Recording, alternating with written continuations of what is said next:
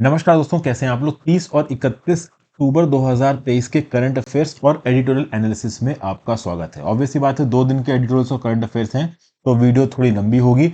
Editorial में total 6 से 7 important editorials हैं और करंट अफेयर्स में भी 9 से 10 इंपॉर्टेंट न्यूज है। तो डिटेल में इस पूरे के पूरे लेक्चर को हम लोग यहाँ पे देखेंगे।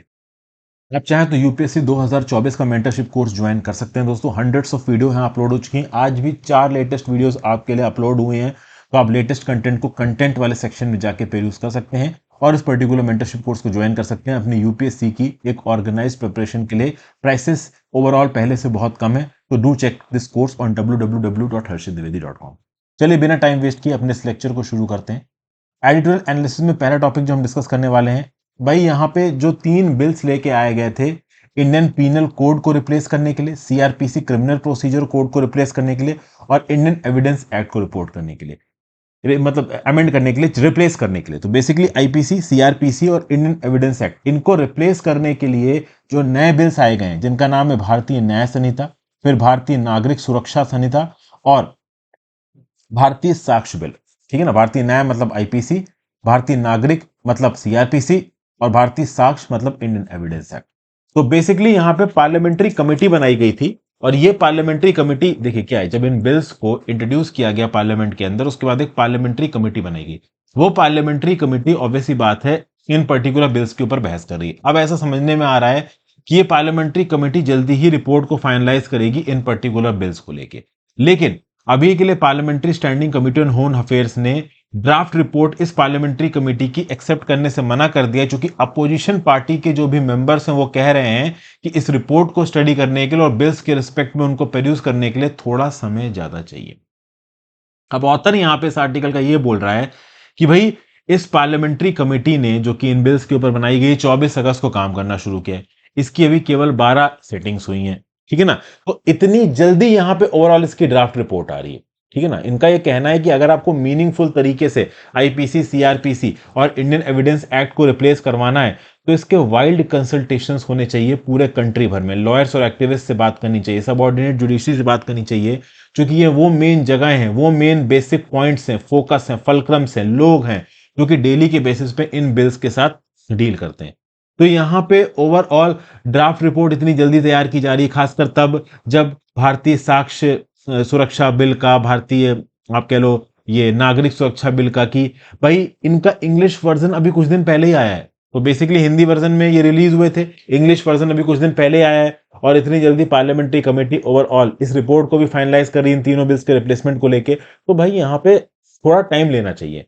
इस पैनल की पार्लियामेंट्री कमेटी की अगली मीटिंग 6 नवंबर को, तो हम यही उम्मीद करेंगे, ऐसा ऑथर का बोलना है इस आर्टिकल के, कि कुछ और महीने तक यहाँ पे इस पर्टिकुलर बिल के ऊपर बात होनी चाहिए। कोई जल्दी नहीं है इस पर्टिकुलर बिल को इतनी तेजी से पास कराने का। बहुत सारे लोग ये लॉजिक दे रहे हैं कि इसके अंदर जो भी लिखा हुआ है वो पहले के लॉज का ही एक, कह लो रिप्रोडक्शन है, बट उसके बावजूद भी ओवरऑल डेली के फंक्शनिंग में हमारे पूरे देश भर में लॉयर्स को, पुलिस वालों को, अफेक्टेड लोगों को इन प्रोविजन से क्या इंपैक्ट पड़ता है, उनकी डिटेल स्टडी करने के बाद ही इस पर्टिकुलर रिपोर्ट को अडॉप्ट करना चाहिए और इस बिल के रिस्पेक्ट में कुछ करना चाहिए। ऐसा कुछ यहाँ पे बोला जा रहा है। ठीक है। तो क्रिमिनल जस्टिस सिस्टम को और प्रॉपर तरीके से इंप्लीमेंट करने के लिए यहाँ पे इस पर्टिकुलर बिल पे एक रीथॉट करने की बात की जा रही है। ठीक है ना। मतलब कि पार्लियामेंट्री स्टैंडिंग कमेटी यहाँ पे ठीक से टाइम ले, ग्राउंड लेवल पे डिस्कशन करे और उसके बाद उसको पास करवाए। जल्दी की जरूरत नहीं है। फिर अगला, गिव अप इम्प्रॉपर्टी, डिमॉन्स्ट्रेट इम्पार्शियलिटी। यहाँ पे स्पीकर की बात हो रही है। देखिए, चीफ जस्टिस ऑफ इंडिया ने यहाँ पे रिसेंटली क्या बोला, the order of this court has to be followed. I am concern about the dignity of our court. If someone feels this was a stricture passed by a local court against a government servant, they are mistaken. Supreme court of India के टी.वाई. चंद्रचूड़ साहब यहाँ पे क्या बोल रहे हैं कि भाई ये कोर्ट जो ऑर्डर दे रहा है उस ऑर्डर को फॉलो करना है। अगर किसी को लगता है कि कोर्ट ने ऑर्डर दे दिया और ये किसी लोअर कोर्ट का ऑर्डर है जो किसी सरकारी नौकर को दिया जा रहा है और लोग उस पर ध्यान नहीं दे रहे हैं, तो ये ऐसा ऑर्डर नहीं है भाई, ये देश के सबसे बड़े कोर्ट का ऑर्डर। तो ऐसा चीफ जस्टिस साहब ने बोला। तो इस बात को लेके बेसिकली किस कंटेक्स्ट में बोला डी.वाई. चंद्रचूड़ साहब ने, तो ऑथर का बोलना है, रंगराजन आर साहब, ये आईएएस की कोचिंग वगैरह कराते हैं, इनका बोलना है कि भाई महाराष्ट्र असेंबली के जो स्पीकर है उनके सामने बहुत सारे डिस्क्वालिफिकेशन की पिटीशंस पेंडिंग है। ठीक है ना। वो जो बवाल हुआ था आपका, जब शिवसेना के बीच में 2 फैक्शंस बन गए थे और डिस्क्वालिफिकेशंस की आप कह लो प्रोसीडिंग्स महाराष्ट्र की स्टेट लेजिस्लेटिव असेंबली में शुरू की गई थी, तो बाद में जब स्पीकर अपॉइंट किया गया तो सुप्रीम कोर्ट ने बोला कि जल्दी भाई इन पिटीशंस को देखिए। अब स्पीकर यहाँ पे कुछ एक्शन ही नहीं ले रहा है। जुलाई 2022 से ये पिटीशंस पेंडिंग पड़ी हुई हैं। तो भाई as a presiding officer of Lok Sabha और the legislative assembly in the state, जो स्पीकर है इसको इम्पार्शियल मैनर में काम करना है, और ये इंस्टीट्यूशन की फंक्शनिंग पार्लियामेंट्री डेमोक्रेसी के लिए बहुत ज्यादा जरूरी है। अगर हिस्ट्री देखी जाए तो स्पीकर का ऑफिस आया था मीडिवल ब्रिटेन में। हाउस ऑफ कॉमन्स को अपनी डीलिंग के लिए किंग के साथ एक स्पोक्स पर्सन की जरूरत थी। 17वीं सेंचुरी तक देखा जाए तो स्पीकर को सिर्फ क्राउन का एक एजेंट समझा जाता था। 19वीं सेंचुरी के मिडिल में ओवरऑल स्पीकर को एक इम्पार्शियल चेयरमैन समझा गया हाउस ऑफ कॉमन्स का, जो कि इंग्लैंड के अंदर है। ठीक है ना भाई।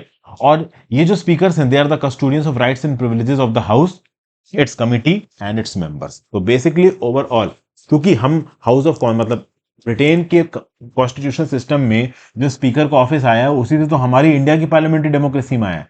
तो बेसिकली लोकसभा की जितनी भी कमिटीज हैं, जितने भी मेंबर्स हैं, उनके rights privileges same goes for state legislative assembly, किसके हाथ में आते हैं? स्पीकर के हाथ में आते हैं। ठीक है भाई। इंडियन कॉन्स्टिट्यूशन के अंदर लोकसभा और लेजिस्लेटिव असेंबली स्पीकर और डेप्यूटी स्पीकर को चुनते हैं। ठीक है ना। अब ये जो ट्रेडिशनल रोल होता है एक मेंबर ऑफ पार्लियामेंट का या मेंबर ऑफ लेजिस्लेटिव असेंबली का, ये तो करते हैं ये स्पीकर। उसके साथ साथ दो और इंपॉर्टेंट रोल परफॉर्म करते हैं स्पीकर। एक तो स्पीकर सर्टिफाई करते हैं कि कौन सा बिल मनी बिल है। ठीक है ना। और मनी बिल सर्टिफिकेशन का प्रोसेस बहुत इंपॉर्टेंट है। रीजन बीइंग दोस्तों, मनी बिल के ऊपर ताकत केंद्र के लेवल पे राज्यसभा की और राज्य के लेवल पे स्टेट लेजिस्लेटिव काउंसिल की ना के बराबर होती है। कोई ताकत नहीं होती उनकी। 14 दिन के अंदर मनी बिल वापस करना है, चाहे एक्सेप्ट करो चाहे रिजेक्ट करो, वो ओरिजिनल फॉर्म में ही पास होगा। दूसरा, 10th schedule of the constitution के अंदर जो डिफेक्शन की आप कह लो ताकत है, डिफेक्शन डिसाइड करने की, डिस्क्वालीफाई हुआ नहीं हुआ, गलत किया नहीं किया, ये भी स्पीकर के पास आती है। तो स्पीकर के पास दो इंपॉर्टेंट ताकत है, मनी बिल और defection. 10th schedule of the constitution. ठीक है ना भाई। तो ओवरऑल कौन सा बिल मनी बिल है या नहीं है ये स्पीकर डिसाइड करेगा। किसी पर्टिकुलर इंडिविजुअल को डिफेक्ट किया जाए 10th schedule of the constitution के अंदर, ये स्पीकर डिसाइड करेगा। ओके। अब जो लोकसभा और लेजिस्लेटिव असेंबली है, this provides for suspension of members for misconduct in house. कई बार क्या होता है कि मिसकंडक्ट होता है हाउस के अंदर, वो हो सकता है रूलिंग पार्टी के द्वारा हुआ हो, वो हो सकता है अपोजिशन पार्टी के द्वारा हुआ हो।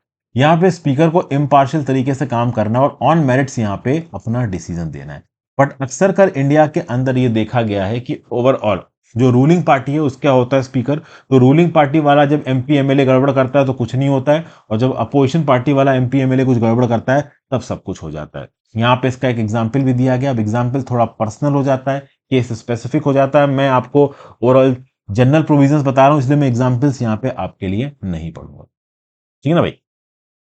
तो फिर क्या बताया जा रहा है कि भाई स्पीकर ओवरऑल डिस्क्वालिफिकेशन प्रोसीडिंग्स में इम्पार्शियल तरीके से इंडिया के अंदर काम नहीं कर रहा है, फिर चाहे वो स्टेट लेजिस्लेटिव असेंबली का स्पीकर हो, चाहे वो आपका लोकसभा का स्पीकर हो। ठीक है। फिर एक और चीज है, स्पीकर ही वो अथॉरिटी होती है जो बिल को रेफर करती है पार्लियामेंट्री स्टैंडिंग कमेटी को। पार्लियामेंट्री स्टैंडिंग कमेटी के पास जब एक बिल जाता है तो उस बिल पे ऊपर पार्लियामेंट्री स्टैंडिंग कमेटी में ठीक तरीके से बातचीत होती है कि हाँ भाई इसमें ये नया हो सकता था, इसमें ये हो सकता था, इसमें ये नहीं है, वो नहीं है। अब अगर आप देखो तो 2014 से लेके 2004 से लेके 2014 के बीच में 60% बिल्स लोकसभा के पार्लियामेंट्री कमेटी को फॉरवर्ड हुए थे, रेफर हुए थे। लेकिन 2014 से लेके 2023 के बीच में केवल 25% रेफर हुए हैं। तो बेसिकली कांग्रेस वर्सेस बीजेपी कर रहे हैं, ये साफ साफ पता चल रहा है। 2004 से लेके 2014 तक कांग्रेस की सरकार थी, तो कांग्रेस की सरकार में जितने भी लोकसभा में बिल आते थे वो ओवरऑल पार्लियामेंट्री कमेटी के पास जाते थे, उनके ऊपर डिटेल डिस्कशन होता था। ये कहने की कोशिश कर रहे हैं, मतलब ये बताने की कोशिश कर रहे हैं कि कांग्रेस बहुत ज्यादा डेमोक्रेटिक है। और व्हेन कम्स टू 2014-2023 तो ये बीजेपी के राज का टाइम है, तो बीजेपी के राज के समय पे overall bills parliamentary standing committee को कम रेफर हुए, ऐसा यहाँ पे ऑथर बताने की कोशिश कर रहे हैं। ठीक है ना भाई। उसके बाद ओवरऑल क्या है कि जो स्पीकर है वो ओवरऑल रूलिंग पार्टी के फेवर में काम करता है, रूलिंग पार्टी के प्रति बहुत ज्यादा बायस्ड होता है। तो चूंकि यहाँ पे स्पीकर रूलिंग पार्टी के प्रति बायस्ड होता है तो डिस्क्वालिफिकेशन की प्रोसीडिंग भी बहुत प्रॉपर तरीके से नहीं हो पाती है। ये सब बातें यहाँ पे और बताई जा रही है। और एंटी डिफेक्शन लॉ के अंदर डिस्क्वालिफिकेशन की प्रोसीडिंग्स को मिस यूज करने का कोई ना कोई तरीका अथॉरिटीज निकाल ही लेती हैं। ये सब बातें यहाँ पे बताई जा रही हैं। अब सबसे खास बात यहाँ पे ये है कि सुप्रीम कोर्ट का जजमेंट आया था किहोतो होलोहान 1992 का। इस पर्टिकुलर जजमेंट में जो माइनॉरिटी जजेस थे उन्होंने ये बोला था कि भाई स्पीकर डिफेक्शन पे रूल करके बेसिक डेमोक्रेटिक प्रिंसिपल्स को वायलेट कर रहा है। बेहतर ये रहेगा कि और 2020 में Keshav Meghchandra Singh versus honourable speaker में पार्लियामेंट को रिकमेंड किया था सुप्रीम कोर्ट ने कि भाई आप कॉन्स्टिट्यूशन को अमेंड करो और ओवरऑल किसी पर्टिकुलर मेंबर को डिफेक्शन के तहत डिस्क्वालीफाई करने की ताकत आप एक इंडिपेंडेंट ट्राइब्यूनल को दीजिए जो कि जजेस द्वारा हेड की जाए। तो अभी के लिए 10th schedule of the constitution के अंदर एंटी डिफेक्शन लॉ के अंदर ये ताकत किसके पास है? स्पीकर के पास है। और स्पीकर के पास ये ताकत रहेगी। ये सुप्रीम कोर्ट ने बोला किहोतो होलोहॉर्न केस 1992 में। लेकिन किहोतो होलोहॉर्न केस 1992 में जो माइनॉरिटी जजेस थे उनका व्यू पॉइंट ये था कि भाई अगर आप स्पीकर को ताकत दे देते हो मेंबर्स को डिस्क्वालीफाई करने की, तो बेसिक डेमोक्रेटिक प्रिंसिपल्स के अगेंस्ट जाता है। क्यों? क्योंकि ऑब्वियस सी बात है जो रूलिंग पार्टी होगी वो रूलिंग पार्टी अपनी पोजीशन को मिसयूज कर सकती है। मोस्ट प्रोबेबली उसी रूलिंग पार्टी का स्पीकर होगा और वो स्पीकर रूलिंग पार्टी का इंटरेस्ट होगा तो शायद फेवरेबल डिसीजन ना ले डिस्क्वालिफिकेशन को लेकर, और नहीं इंटरेस्ट होगा तो शायद ले ले। तो कहीं ना कहीं बायस आ जाता है, कहीं ना कहीं इंटरेस्ट आ जाता है। स्पीकर प्रॉपर इम्पार्शियल तरीके से काम कर नहीं पाता है। इसीलिए Keshav Meghchandra Singh versus honourable speaker Manipur 2020 में सुप्रीम कोर्ट ने पार्लियामेंट को रिकमेंड किया कि संविधान को अमेंड करो और ये डिस्क्वालीफाई करने की ताकत एक इंडिपेंडेंट ट्राइब्यूनल को दो जिसको जजेस लीड कर रहा हो। हालांकि अब तक ऐसा कुछ हुआ नहीं है और अभी के लिए महाराष्ट्र की लेजिस्लेटिव असेंबली में जो हो रहा है इसको देखे ये बात और सर्ट यहां पे हो जाती है। Plus certification of money bill as मतलब certain bills as money bill, ये ताकत भी स्पीकर के पास नहीं होनी चाहिए। हालांकि इसके ऊपर ऑलरेडी सुप्रीम कोर्ट की कॉन्स्टिट्यूशन बेंच बातचीत कर रही है। ठीक है, फिर यहाँ पे एक एडेज की बात हो रही है। What sauce for the goose is sauce for the Gander. Basically कहने का मतलब यहाँ पे ये, जैसे ब्रिटेन के अंदर क्या है, स्पीकर एक बार अपने ऑफिस में इलेक्ट हो गया तो फिर वो उस पॉलिटिकल पार्टी से रिजाइन कर देता है जिस पॉलिटिकल पार्टी का वो मेंबर होता है, और अगली बार जब वो इलेक्शन लड़ेगा तो एज अ स्पीकर वो एज एन इंडिपेंडेंट इलेक्शन लड़ सकता है, उसका किसी पार्टी का होना जरूरी नहीं है। इंडियन संविधान में भी है कि अगर कोई स्पीकर बनता है तो स्पीकर की पोस्ट से रिजाइन कर दे, उसकी सीट को कुछ भी नहीं होगा। लेकिन ऑब्वियसली बात है कोई रिजाइन करता नहीं है, स्पीकर का ऑफिस काफी हद तक पार्शियल हो जाता है इंडिया के अंदर, और कॉन्स्टिट्यूशन में प्रोविजन डालने के बावजूद भी स्पीकर यहाँ पे इम्पार्शियल तरीके से काम नहीं करता, ऐसा यहाँ पे ऑथर बोल रहा है। तो बेसिकली जब privileges of the house, it's committees and members Lok Sabha या स्टेट लेजिस्लेटिव असेंबली के स्पीकर के हाथ में आते हैं तो ब्रिटेन वाली प्रैक्टिस इंडिया के अंदर शुरू करी जानी चाहिए। जैसे ब्रिटेन के अंदर स्पीकर चुनते आप पॉलिटिकल पार्टी छोड़ देते हो, इंडिया के अंदर भी वही होना चाहिए। स्पीकर्स का इम्पार्शियल होना बहुत ज्यादा जरूरी है, ये बोल रहे हैं आगे। And unfolding economic tragedy, Ashok Modi साहब ने इस पर्टिकुलर आर्टिकल को लिखा है। इनका क्या बोलना है? इनका बोलना है कि भाई इस समय पे ये जो चीयर हो रहा है इंडिया भर में कि इंडिया दुनिया की सबसे फास्टेस्ट ग्रोइंग मेजर इकोनॉमी है, नेशनल स्टैटिस्टिकल ऑफिस ने नेशनल स्टैटिस्टिकल ऑफिस ने अनाउंस किया कि भाई जीडीपी अप्रैल से जून क्वार्टर में 7.8% पे बढ़ी। ठीक है ना भाई, कुछ लोगों ने बोला कि 8% पे बढ़ेगी इंडिया की इकोनॉमी। जो कंजर्वेटिव फोरकास्टर्स हैं वो भी बोल रहे हैं कि जीडीपी ग्रोथ रेट 6 से 7% के बीच में बढ़ेगी। तो इंडिया की जीडीपी ग्रोथ रेट के बढ़ने के इस रेट को देख के दुनिया भर की कंट्रीज और बहुत सारे एक्सपर्ट्स तारीफ कर रहे हैं कि हाँ भाई इंडिया की इकोनॉमी बहुत तेजी से बढ़ रही है। लेकिन यहाँ पे एक प्रॉब्लम है, यहाँ पे जीडीपी सेंट्रिक फ्रेमिंग हो रही है। समझ गए भाई, इंडिया की जो एलिज्ड इकोनॉमिक सक्सेस है ना, इसको यहाँ पे गलत तरीके से दिखाया जा रहा है।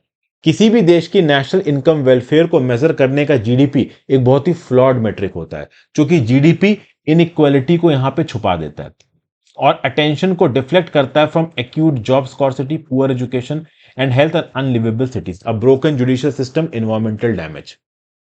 तो बेसिकली क्वालिटी ऑफ लाइफ की बात कर रहे हैं यहाँ पे ऑथर। ये बोल रहे हैं कि भाई इनइक्वालिटी को देखना चाहिए, पुअर एजुकेशन को देखना चाहिए, हेल्थ को, अनलिवेबल सिटीज है, जुडिशियल सिस्टम ब्रोकन है, एनवायरमेंटल डैमेज इतना ज्यादा है, और बस जीडीपी की फिगर्स दिखा के आप इंडिया की डेवलपमेंट की बात करते हो। और फेवरेट सेलिब्रेशंस होते हैं कि इंडिया की भैया जीडीपी बहुत बड़ी है, लेकिन ये जीडीपी बहुत ज्यादा अनइक्वली डिस्ट्रीब्यूटेड है, ऐसा यहाँ पे बोल रहे हैं। ठीक है, प्लस दोस्तों इंडिया फास्टेस्ट ग्रोइंग जीडीपी का अगर टैग लेके चलती भी है तो भी ओवरऑल ये टैग एक गलत कंपैरिजन होगा। एक 10 साल के बच्चे की जो हाइट होती है वो बहुत तेजी से बढ़ती है व्हेन कंपेयर टू एक 20 साल के एडल्ट की। कुछ कुछ ऐसा ही यहाँ पे बता रहे हैं कि भाई इंडिया अभी बच्चा है, उसकी इकोनॉमी बहुत ज्यादा बड़ी हुई नहीं है, तो बच्चे की ग्रोथ बहुत ज्यादा होती है तो इसलिए इंडिया की इकोनॉमी बहुत ज्यादा दिख रही है, बट एक्चुअली में इतनी ज्यादा भी यहाँ पे है नहीं। इंडिया की इकोनॉमिक ग्रोथ को एक हाइप की तरह यहाँ पे दिखाया जा रहा है। इंडिया की जो जीडीपी ग्रोथ रेट है, इनका बोलना है कि एक्चुअली पिछले 2 डिकेड्स में बहुत कम बढ़ी है और बहुत ही वीक मास डिमांड की वजह से ऐसा हो रहा। अब रूलिंग पार्टी वाले जान जाए ना, इनको दौड़ा दौड़ा के पीछे पड़ जाए इनके। यार हमें तो भाई ओवरऑल ये जो बोल रहे हैं उनको सुनना है।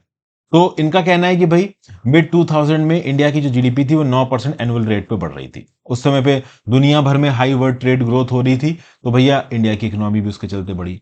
फिर उसके बाद financial sector real estate construction bubble आ गया 2008 में यूएस में, सब प्राइम मॉर्टगेज क्राइसिस उसको बोलते थे। और उसके बाद वर्ल्ड ट्रेड बहुत तेजी से नीचे गिरा। तो 2012-13 तक आते आते इंडिया की जो जीडीपी ग्रोथ थी वो 4.5% पे आ गई। फिर एकदम से जनवरी 2015 में एक मिस्टीरियस डाटा रिवीजन करती है सरकार, जिसके चलते आगे का ग्रोथ डाटा बहुत ज्यादा नजर आने लगता है। फिर उसके बाद डिमोनेटाइजेशन कर देती है सरकार और जीएसटी रोल आउट कर देती है सरकार। उसकी वजह से जीडीपी ग्रोथ रेट और गिर जाती है। फिर इंडिया के अंदर एक फाइनेंशियल रियल एस्टेट फर्म थी आईएलएनएफएस, ये बैंकरप्ट चली जाती है अगस्त 2018 में। उसके चलते जो जीडीपी ग्रोथ रेट है वो पेंडेमिक से पहले इंडिया के अंदर 3.9% पे आ जाती है। तो बेसिकली ये बताने की कोशिश ये कर रहे हैं कि overall GDP growth rate India में एक्चुअली में इतनी ज्यादा नहीं जितनी ज्यादा सरकार दिखाने की कोशिश कर रही है। हालांकि मैं ये जरूर बोलूंगा कि कौन से लॉजिक के बेसिस पे ये अशोक मोदी बोल रहे हैं, ये यहाँ पे इन्होंने क्लैरिफाई नहीं किया है। तो इनके स्टैटिस्टिक्स को मैं आपको यू नो ये रिकमेंड करूंगा कि आप किसी एग्जाम में मत लिखें, क्योंकि पहली बात तो ये सरकार के अगेंस्ट स्टैटिस्टिक है, वो प्रॉब्लम नहीं है। प्रॉब्लम ये है कि ये कोई प्रॉपर जस्टिफिकेशन नहीं दे रहे हैं अपने स्टैटिस्टिक्स का। ठीक है। फिर एक बात यहाँ पे इन्होंने लॉजिकल बोली है, ये बात मैं बोलूंगा थोड़ी इनकी लॉजिकल है कि भाई देखो, जीडीपी को आप एक्सपेंडिचर के बेसिस पे भी जस्टिफाई कर सकते हो, कैलकुलेट कर सकते हो, और इनकम के बेसिस पे भी कैलकुलेट कर सकते हो। तो जितना एक्सपेंडिचर हुआ है इंडियन प्रोडक्ट्स का, उससे भी आप जीडीपी कैलकुलेट कर सकते हो। और वो इनकम फ्रॉम प्रोड्यूसर्स के बराबर होना चाहिए। जब भी ओवरऑल कोई इंडिविजुअल कमाता है, उस कमाई हुई चीज को ग्राउंड लेवल पे खर्च करेगा, जो खर्चा करेगा वही आपका एक्सपेंडिचर होगा। तो जितना कमाया और जितना खर्चा वो बराबर होना चाहिए। ठीक है ना। तो जब ओवरऑल यहां पे जीडीपी कैलकुलेट की सरकार ने, तो इनकम से कैलकुलेट की। जब एक्सपेंडिचर कैलकुलेट किया गया तो प्री कोविड ईयर में एक्सपेंडिचर में ग्रोथ केवल 1.9% था। तो जब एक्सपेंडिचर में ग्रोथ केवल 1.9% है, तो जीडीपी में ग्रोथ 4% कैसे हो गया? तो इस प्रकार के कुछ सवाल ये यहाँ पे पूछ रहे हैं। ठीक है। फिर इनका ये बोलना है कि अगर एक्चुअली में आपको जीडीपी ग्रोथ रेट कैलकुलेट करनी है, तो इनकम एक्सपेंडिचर दोनों के तरीके को लेकर चलो, और इनकम और एक्सपेंडिचर का जो एवरेज आ रहा है वो उठा लो। तो उस एवरेज के हिसाब से भी जो पैंडेमिक ईयर में जीडीपी बैठनी चाहिए वो 2.9% बैठनी चाहिए। समझ गए? तो ये सब बातें ओवरऑल यहाँ पे बोल रहे हैं। मतलब बेसिकली सरकार के जीडीपी फिगर्स को बिल्कुल ही यहाँ पे कंटेस्ट कर रहे हैं। फिर इनका ये बोलना है कि इसका एक और बहुत बड़ा प्रूफ है। 2007-8 में जीडीपी का 17% प्राइवेट कॉर्पोरेट फिक्स्ड इन्वेस्टमेंट था, लेकिन ये 2019-20 में 11% पे आ गया। प्राइवेट कॉर्पोरेशंस ने इन्वेस्टमेंट्स को कट बैक किया। जो डोमेस्टिक कंज्यूमर्स हैं, ठीक है ना, जॉब कम है, अर्निंग प्रोस्पेक्ट्स थोड़े हिले हुए हैं, परचेजिंग पावर कंस्ट्रेंड है, फॉरेनर्स के अंदर एक बहुत लिमिटेड एपेटाइट है इंडियन गुड्स के लिए। तो इन सब चीजों के चलते अगर आप देखो, तो ओवरऑल जो प्राइवेट सेक्टर की तरफ से as a percentage of GDP economy में इन्वेस्टमेंट आ रहा है ना, वो इन्वेस्टमेंट भी यहां पे कम होता नजर आ रहा है। तो जीडीपी कैसे बढ़ सकती है, इनका ये बोलना। फिर कोविड-19 ईयर से कंपैरिजन कर रहे हैं। अब ये फिगर्स तो दे रहे हैं, लेकिन ये फिगर्स अपने नोट्स में इनकॉर्पोरेट मत करना। जैसे कि ये बोल रहे हैं कि कोविड स्टार्ट होने के पहले के 4 क्वार्टर्स देखो, और अभी के जो लेटेस्ट 4 क्वार्टर्स इनके फिगर को देखो। Overall average annual growth rate income और एक्सपेंडिचर के एवरेज के हिसाब से केवल 4.2 नजर आएगी। यहां पे सरकार 6 से 8% क्लेम कर रही है, तो जो गलत है इनका ये कहना है। इनका ये बोलना है कि पैंडेमिक शुरू होने से पहले जस्ट जो क्वार्टर था और अभी का जो लेटेस्ट क्वार्टर है, इसके रिस्पेक्ट में डिफरेंसेस देखोगे तो आपको ग्रोथ केवल 2% नजर आएगी। तो बेसिकली ये अपनी मेथोडोलॉजी के थ्रू ये बताने की कोशिश कर रहे हैं कि हाँ भाई, जितना जीडीपी ग्रोथ रेट यहाँ पे सरकार दिखा रही है, एक्चुअली में उतनी भी नहीं हो रही। इनफैक्ट ये बता रहे हैं कि भाई वीकनेस आई है पोस्ट कोविड में। जो प्राइवेट कॉर्पोरेट इन्वेस्टमेंट है वो जीडीपी का 2021-22 में केवल 10% हो गया है, जो कि पहले हमने यहाँ पे देखा कि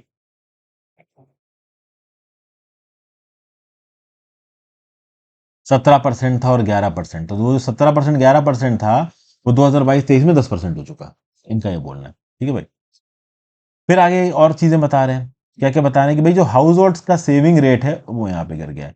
इनका ये बोलना है कि भाई 2019-20 में as a percent of GDP जो हाउस होल्ड सेविंग रेट था वो 11.9% था। अब वो 5.1% ऊपर चल गया है, क्योंकि रुपी ओवर वैल्यू हो गया है, वर्ल्ड ट्रेड बहुत मुश्किल से बढ़ रहा है, तो लोग सेव कम कर रहे हैं, ज्यादातर पैसा लोगों का खर्चे में निकल जा रहा है। जिन लोगों के पास क्रेडिट कार्ड है वो एक्स्ट्रा अमाउंट ऑफ डेब्ट के अंदर दब रहे हैं। तो इस प्रकार की बातें ओवरऑल आथर यहाँ पे बोल रहे हैं और बता रहा है कि जीडीपी फिगर्स जितने ज्यादा हाई दिखाए जा रहे हैं उतने ज्यादा भी नहीं। फिर आगे आ जाते हैं। ये तो हमने अभी तक एडिटोरियल डिस्कस किया है 30 अक्टूबर का। अभी शायद 31 अक्टूबर का एडिटोरियल। ठीक है ना।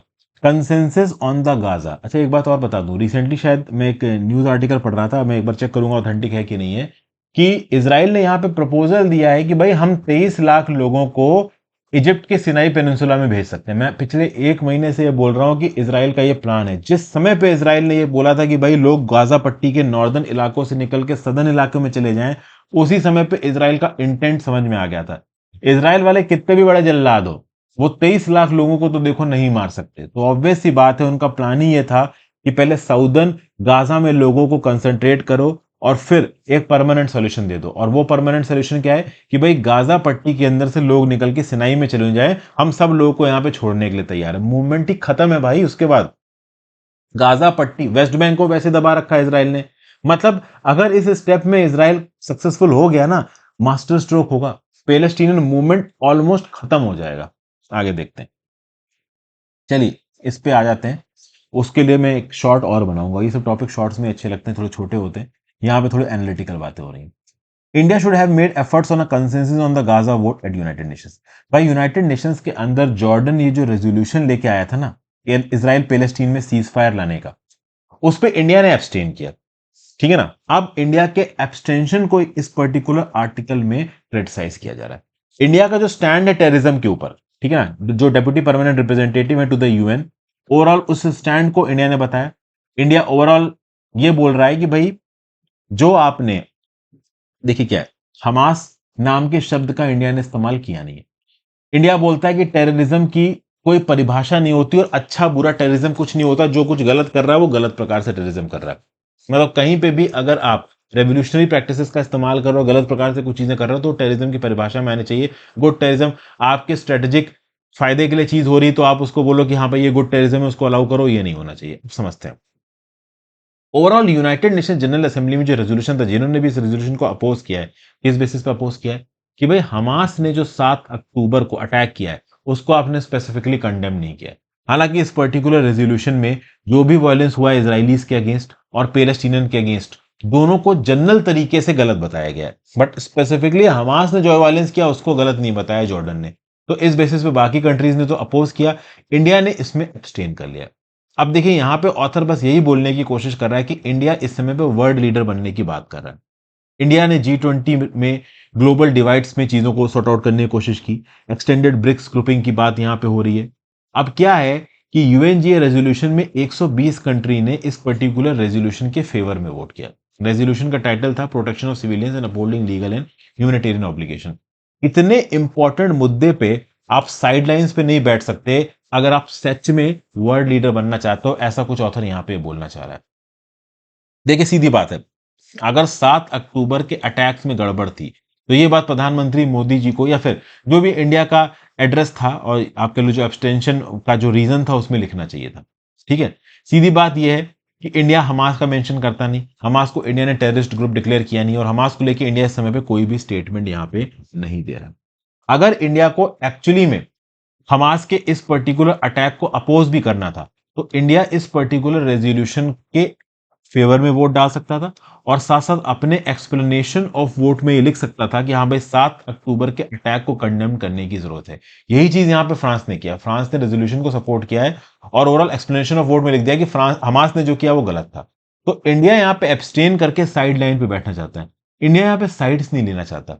और आप इतनी बड़ी चीज में साइड ना लो और अपने आप को वर्ल्ड लीडर कहलाने की बात करो तो वो नहीं हो पाएगा भैया। हमास और ये जो इसराइल की जंग है वो एक बहुत ही सिग्निफिकेंट जियोपॉलिटिकल कॉन्फ्लिक्ट है, और इस कॉन्फ्लिक्ट में एब्सटेन करके न्यूट्रल स्टांस रख के साइडलाइन पे बैठ के आप ज्यादा कुछ कर नहीं पाओगे, अपनी उतनी इंपॉर्टेंस नहीं दिखा पाओगे, अपना उतना इन्फ्लुएंस नहीं छोड़ पाओगे। फिर अगला, टेरर इन बैंक्स। भाई केरला के अंदर एक बड़ी अनफॉर्चुनेट चीज हुई है।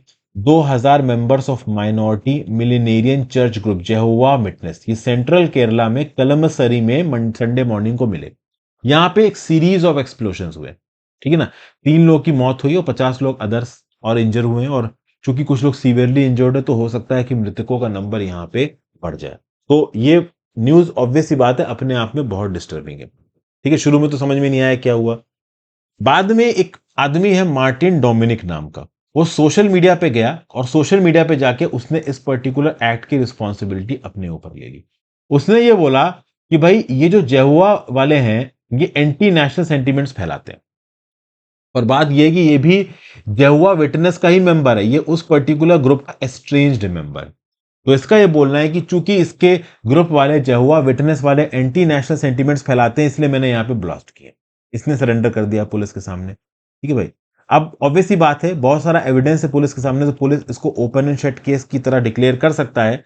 इम्प्रोवाइज्ड एक्सप्लोजिव डिवाइसेस को शॉपिंग बैग्स में लेके जाया जाए एक्सप्लोजन के लिए, लेकिन राज्य की जो इन्वेस्टिगेटिंग यूनिट है वो सारे एंगल्स को यहाँ पे खंगाल रही, क्योंकि इस बात को पचा पाना बहुत मुश्किल होता है कि एकदम से ब्लास्ट हुआ, फिर ब्लास्ट का जो करने वाला मास्टरमाइंड है वो खुद से ही सामने आ गया, उसने खुद से अपना क्राइम वसूल लिया। और क्राइम उसने क्यों किया? क्योंकि भाई उसके जो सेक्ट वाले हैं जिन्होंने उसको उसके सेक्ट से निकाल रखा है वो एंटी नेशनल है, तो इस बेसिस पे उसने बम फोड़ दिए।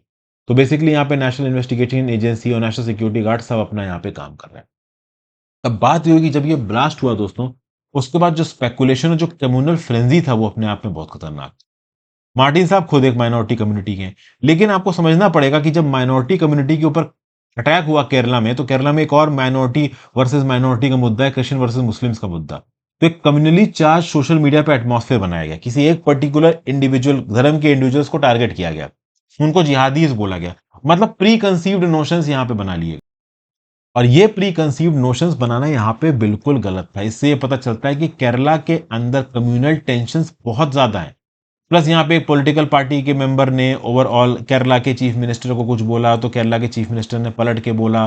केरला के चीफ मिनिस्टर ने बोला कि आप इतनी जल्दी अगर केरला को जज करोगे तो वो बिल्कुल भी सही नहीं है। डोमिनिक मार्टिन के ऊपर अनलॉफुल एक्टिविटीज प्रिवेंशन एक्ट लगाया गया है। लेट्स सी आगे यहाँ पे क्या होता है। कोल्ड ब्लडेड केस में कोई मास मर्डर कर सकता है, सिर्फ एंटी नेशनलिस्टिक सेंटीमेंट रख के, मानना थोड़ा मुश्किल हो रहा है, लेकिन पुलिस अभी के लिए अपनी यहाँ पे इन्वेस्टिगेशन कर रही है। लेट्स सी आगे यहाँ पे क्या होता है। तो बेसिकली ऑथर यहाँ पे यही बोल रहा था कि इस अटैक के बाद जिस प्रकार का कम्युनली चार्ज एटमॉस्फेयर था, वो एटमॉस्फेयर सही नहीं है। केरला को इस प्रकार से साइडलाइन करके देखना भी सही नहीं है, ऐसा कुछ यहाँ पे बोला जा रहा है। फिर अगला, the Israel Palestine conflict is at bend point. ये टीएस तिरुमूर्ति साहब का आर्टिकल है। एम्बेसडर परमानेंट रिप्रेजेंटेटिव रह चुके हैं यूनाइटेड नेशंस के, और इंडिया के पहले रिप्रेजेंटेटिव थे to the Palestinian authority in Gaza. तो अब ये बताना टीएस तिरुमूर्ति साहब कि जब वो गाजा में रहते थे, जिस अपार्टमेंट बिल्डिंग में रहा करते थे, ये अपार्टमेंट बिल्डिंग अब टूट चुकी है, बर्बाद हो चुकी है। 2 साल तक ये गाजा में रहते, 1996 से 1998 में उसके ऊपर बॉम्बिंग हुई और 2 हफ्ते पहले वो बिल्डिंग टूट गई, ऐसा इनको पता चला। इनको पता था कि वो टॉलर बिल्डिंग है तो लंबा टिक नहीं पाएगी, कभी ना कभी तो नीचे गिराई जाएगी। तो अब ये सोच रहे हैं कि यहाँ पे जो इनके लैंडलॉर्ड थे अबू जाकरी और उनकी लवली फैमिली एंड चिल्ड्रन, उनका क्या हुआ, क्या वो जिंदा भी हैं कि नहीं है, ये कैसे पता करें। तो बेसिकली थोड़ा कंसर्न होता है। ऑब्वियस सी बात है, इंसान को एक ऐसे इंसान के लिए कंसर्न आ ही जाता है जिसके साथ वो पहले रहा हो, उसके साथ कुछ अच्छी दोस्ती रही हो उसकी, इस टाइप से। तो ये चीज है। इनका ये बोलना है कि 7 अक्टूबर को हमास ने जो कुछ भी किया वो बहुत ज्यादा अनएक्सेप्टेबल था, एक ब्रूटल टेरर अटैक था। लेकिन फिर ये कहने की कोशिश कर रहे हैं कि पलट के जो इजराइल कर रहा है वो भी गलत है। फिर ये बता रहे हैं कि जब ये चेयर कर रहे थे counter terrorism committee in the United nation security council को 2022 में, तब इन्होंने बात की थी और वहां पे सब लोग इस बात पे रेडी थे कि कोई जस्टिफिकेशन नहीं है टेरर का, तो 7 अक्टूबर का कोई भी जस्टिफिकेशन नहीं हो सकती। लेकिन उसके बावजूद पेलेस्टीनियन कॉज भी यहां पे खत्म नहीं हो सकता। कहीं ना कहीं लंबे समय से इजरायली जूस आके इन पेलेस्टीनियन लैंड्स पे रहे। देखिए ये बात तो बिल्कुल सही है कि 1948 से पहले कुछ लिमिटेड क्वांटिटी में जूस इनके लैंड पे रहा करते थे, बट एक्चुअली में लैंड तो पेलेस्टीनियन अरब्स का था ना। अब शुरुआत से देखा जाए तो ज्यूज और अरब्स दोनों को रिस्पॉन्सिबल ना मान के आप कॉलोनियल पावर्स को रिस्पॉन्सिबल मानो। अगर आज से आप 100 200 300 400 साल पहले चले जाते हो तो ये कॉलोनियल पावर्स थी, बंदर बाट कर रही थी, हर जगह पे जाके लड़ रही थी, आपस में ग्रुप्स को लड़ा रही थी। इंग्लैंड ने ज्यूज को प्रॉमिस कर दिया तुमको यहाँ पे जमीन दे देंगे, बाद में सटक लिए कि नहीं भाई हम जमीन नहीं दे पाएंगे। फिर यूनाइटेड नेशंस को बुला लिया, अब वहां पे लोग सेटल्ड थे, उन्होंने बोला 55% तुम ले लो, 45% तुम ले लो। और उसके बाद क्या हुआ वो सब आपको पता है, पहले बता रखा है। तो जो यूनाइटेड नेशंस का सिक्योरिटी रेजोल्यूशन है 242 और 338, ये लैंड फॉर पीस के प्रिंसिपल्स को मानता है। तो टेक्निकली यहां पे इजराइल को जो ऑक्युपाइड लैंड है वेस्ट बैंक का, गाजा का और ईस्ट जेरूशलम का, इसको छोड़ के चले जाना चाहिए था, उनको इतना इलाका दे दो और पीस कर लो, ठीक है ना भाई। लेकिन इसराइल ने ऐसा किया नहीं। इसराइल ने पीस फॉर पीस कर दिया। इसराइल ने लैंड फॉर पीस नहीं किया, उसने पीस फॉर पीस कर दिया। टेक्निकली यूनाइटेड नेशंस में भी recognition, normality and peace for the peoples की बात हो रही है। 2 स्टेट बना लो, 2 कंट्रीज बना लो, इजराइल बना लो, पैलेस्टीन बना लो। रिवाइज 2017 जो चार्टर आया था हमास का, उसने भी टू स्टेट सॉल्यूशन को एक्सेप्ट कर लिया था और बोला था कि 1967 में जैसे बॉर्डर्स थे बिल्कुल वैसे कर दो और उसके बियॉन्ड की जो जमीन है वो हमको दे दो, ठीक है ना। वन स्टेट सॉल्यूशन कोई स्टेट सॉल्यूशन नहीं होगा।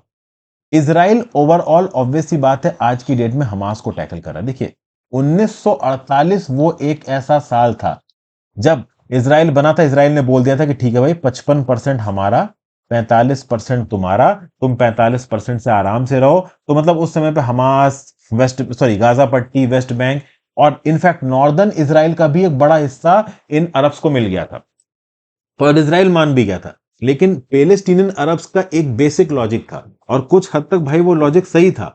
वो लॉजिक ये था कि जमीन तो हमारी है, तुम कहां से आ गए। 1948 में पैलेस्टीनियन अरब्स ने जो लॉजिक दिया कि जमीन हमारी है, तुम कहां से आ गए, वो लॉजिक बिल्कुल सही था। टेक्निकली पास्ट को अगर आप देखोगे तो भाई जमीन तो पैलेस्टीनियन अरब्स की है, इसमें कोई डाउट है नहीं। लेकिन इसराइलीज को दुनिया भर में कहीं जगह मिली नहीं। एंटी सेमेटिक सेंटीमेंट पहले बहुत हुआ करता था, उसके बारे में हमने बात की है। फाइनली इसराइल वालों ने धीरे धीरे करके अपने आप को इस जमीन पे बिठा लिया और अब वो वहां पे बैठ के रह गए। अब वो नहीं जा रहे हैं, वो काफी जंगे लड़ चुके हैं, काफी तादाद में उनके भी लोग मर चुके हैं, वो बहुतों को मार चुके हैं, तो कह रहे हैं अब नहीं कहीं जा रहे, अब तुम यहीं रहेंगे। तो भाई अब जब गाजा पट्टी के अंदर ऑनस्लॉट कर रहा है इसराइल, तो इसराइल का बोलना है कि जो भी हमास ने गाजा के अंदर इंफ्रास्ट्रक्चर बना रखा है टेरर वाला, इसको तो हम तोड़ेंगे। इसराइली हॉस्टेजेस को भी रिलीफ कराने की कोशिश कर रहे हैं, ठीक है ना। अब देखिए भले 1400 इसराइलीज मर गए थे 7 अक्टूबर वाले अटैक में, लेकिन 8000 से ज्यादा पैलेस्टीनियन सिविलियंस यहां पे मारे जा चुके हैं 22 दिन के वॉर में, जिसमें 40% बच्चे हैं। क्या 9600 कैजुअलिटीज यहां पे ठीक है? बिल्कुल सही नहीं है भाई। देखिए अगर आप देखो ओवरऑल 9600 कैजुअलिटीज हुई हैं यहां पे बच्चों की 20 महीने यूक्रेन कॉन्फ्लिक्ट में, और 8000 का 40% मतलब अगर लो 3200 तो यहां पे आप कह लो इसराइल ने पैलेस्टीन के ऊपर जो अटैक किया उसी में बच्चे मर चुके हैं। तो बेसिकली इतने बड़े स्केल पे यहां पे जंग होना ये भाई एक्सेप्टेबल नहीं है। इतने बड़े स्केल पे ह्यूमन लाइफ्स का लॉस होना, दिस इज नॉट एक्सेप्टेबल, ठीक है ना। अब यहां पे इसराइल पूरे गाजा पट्टी में रहने वाले 2.2 मिलियन 22 लाख पैलेस्टीनियंस को बता रहा है कि हाँ भाई ये सब हमास है, ये सब टेररिस्ट हैं। ये तो डीह्यूमनाइजेशन हो गया ना भाई, सब थोड़े ना टेररिस्ट हैं। हमास ने जब 7 अक्टूबर का अटैक किया था ओवरऑल आप कह लो अपनी प्लानिंग करके, तो क्या सिविलियंस को पता होगा? ऑब्वियस ही बात है सिविलियंस को नहीं पता होगा। अगर इन सिविलियंस को पता होता ना वो पहले इसराइल को बता देते, इस अटैक को अवॉइड करवा देते। क्योंकि बाद में जब काउंटर अटैक आएगा तो हमास के तो मिलिटेंट्स को पता है कि भाई काउंटर अटैक आने वाला, छुपो। सिविलियंस को थोड़ी ना पता है यार, सिविलियंस तो जमीन के ऊपर है, वो तो मरेंगे ही ना, और वो मर रहे हैं यहाँ पे भाई। थाउजेंड्स ऑफ इनोसेंट लाइव्स और मास डिस्प्लेसमेंट हो रहा है। 12 लाख पैलेस्टीनियंस को बोला कि भाई नॉर्थ के इलाके से निकल के साउथ के इलाके में चले जाओ, और अब तो अलग ही बात बोल दी है। अब तो ये बोल दिया कि इजिप्ट के सिनाई पेनिनसुला में चले जाओ। वेस्ट को यहाँ पे हाइपोक्रेसी और डबल स्टैंडर्ड्स के लिए एक्यूज किया जा रहा है। समझ गए बात को? जब बात आती है रशिया और आप कह लो यूक्रेन की, तो वेस्ट का स्टांस अलग है, और जब बात आती है इसराइल की, हमास की, गाजा पट्टी की, तब बात यहां पे अलग है। पैलेस्टीनियन कॉज को थोड़ा बहुत अरब कंट्रीज ने माना है, वेस्ट उस लेवल पे मान नहीं रहा, ठीक है। तो ये सब बातें ओवरऑल यहां पे बताई जा रही हैं। इनफैक्ट 7 अक्टूबर को जब हमास ने अटैक किया तब 250 पैलेस्टीनियन सिविलियंस वेस्ट बैंक में कैसे मारे गए? इस फैक्ट को आप कैसे एक्सप्लेन करोगे? तो बेसिकली यहां पे ये कहने की कोशिश कर रहे हैं, जो कि बात बिल्कुल सही है, कि भाई इसराइलीज भी बहुत क्रूअल है। इनफैक्ट एक मूवी देख रहा था मैं, राजकुमार राव की मूवी थी, मैं नाम भूल गया हूं। उसमें राजकुमार राव को ये मिशन दिया जाता है, ब्रिटिश नेशनल होता है वो, कि इंडिया के अंदर जाओ, फॉरेनर्स को कब्जा करो और उनको मतलब उनको नो हॉस्टेज बनाओ। तो उस केस में वो बोलता है कि क्या इसराइलीज को भी करना है? तो कहता नहीं, इसराइलीज से हमारे फिलिस्तीन भाई लड़ रहे हैं, इसराइलीज जल्लाद हैं। तो बेसिकली इसराइलीज अपने आप में, ज्यूज अपने आप में बहुत क्रूअल माने जाते हैं, पास से बहुत क्रूअल माने जाते हैं, और उसके चलते एक बड़ा ही तगड़ा एंटी सेमेटिक प्रोपोगेंडा भी बहुत लंबे समय तक चला है। इनफैक्ट जूस के रिस्पेक्ट में जो लोगों की भावना है वो भी अलग है। मैं आपको एक एग्जांपल बताता हूं। मैं टर्की गया था घूमने। टर्की में एक शहर है कैपेडोकिया। मैं कैपेडोकिया में एक होटल में रुका था, तो वहां पे सब सुबह में ब्रेकफास्ट कर रहा था, तो उस होटल का ओनर बहुत अच्छा इंसान था। वो ही वॉज वेरी फ्रेंडली। वो जितने भी गेस्ट आए थे सबको अपने आप से जाके सर्व कर रहा था, उनसे बातचीत कर रहा था, जबकि उसके वेटर वगैरह सब लगे हुए थे। तो वो मेरे पास भी आया, उसने मुझसे बैठ के बात की। तो मैंने भी उससे बात की कि मैंने कहा आपके पास तो दुनिया भर से लोग आते होंगे, आपका कैसा एक्सपीरियंस है, कहाँ से ज्यादा लोग आते हैं, कहाँ के लोग आपको ज्यादा फ्रेंडली लगते हैं, कहाँ के नहीं लगते हैं। जब मैंने उससे पूछा तो उसने पलट के पता है क्या बोला? कहता दुनिया भर में कहीं से भी लोग आए, हर जगह के लोग फ्रेंडली हैं, बस एक जगह के लोग ऐसे हैं जो बहुत फ्रेंडली नहीं है, जो ठीक से बात नहीं करते, जिनको केटर करना बहुत मुश्किल हो जाता है। और नाम लिया उसने इजराइल का। उसने बोला इजराइल से जो लोग आते हैं, उसने ज्यू नहीं बोला, पर शायद उसके बोलने का मतलब यही था। उसने बोला इजराइल से जो लोग आते हैं उनको संभाल पाना बहुत मुश्किल है, उनसे वो ठीक तरीके से मतलब टैकल कर पाना बहुत मुश्किल है।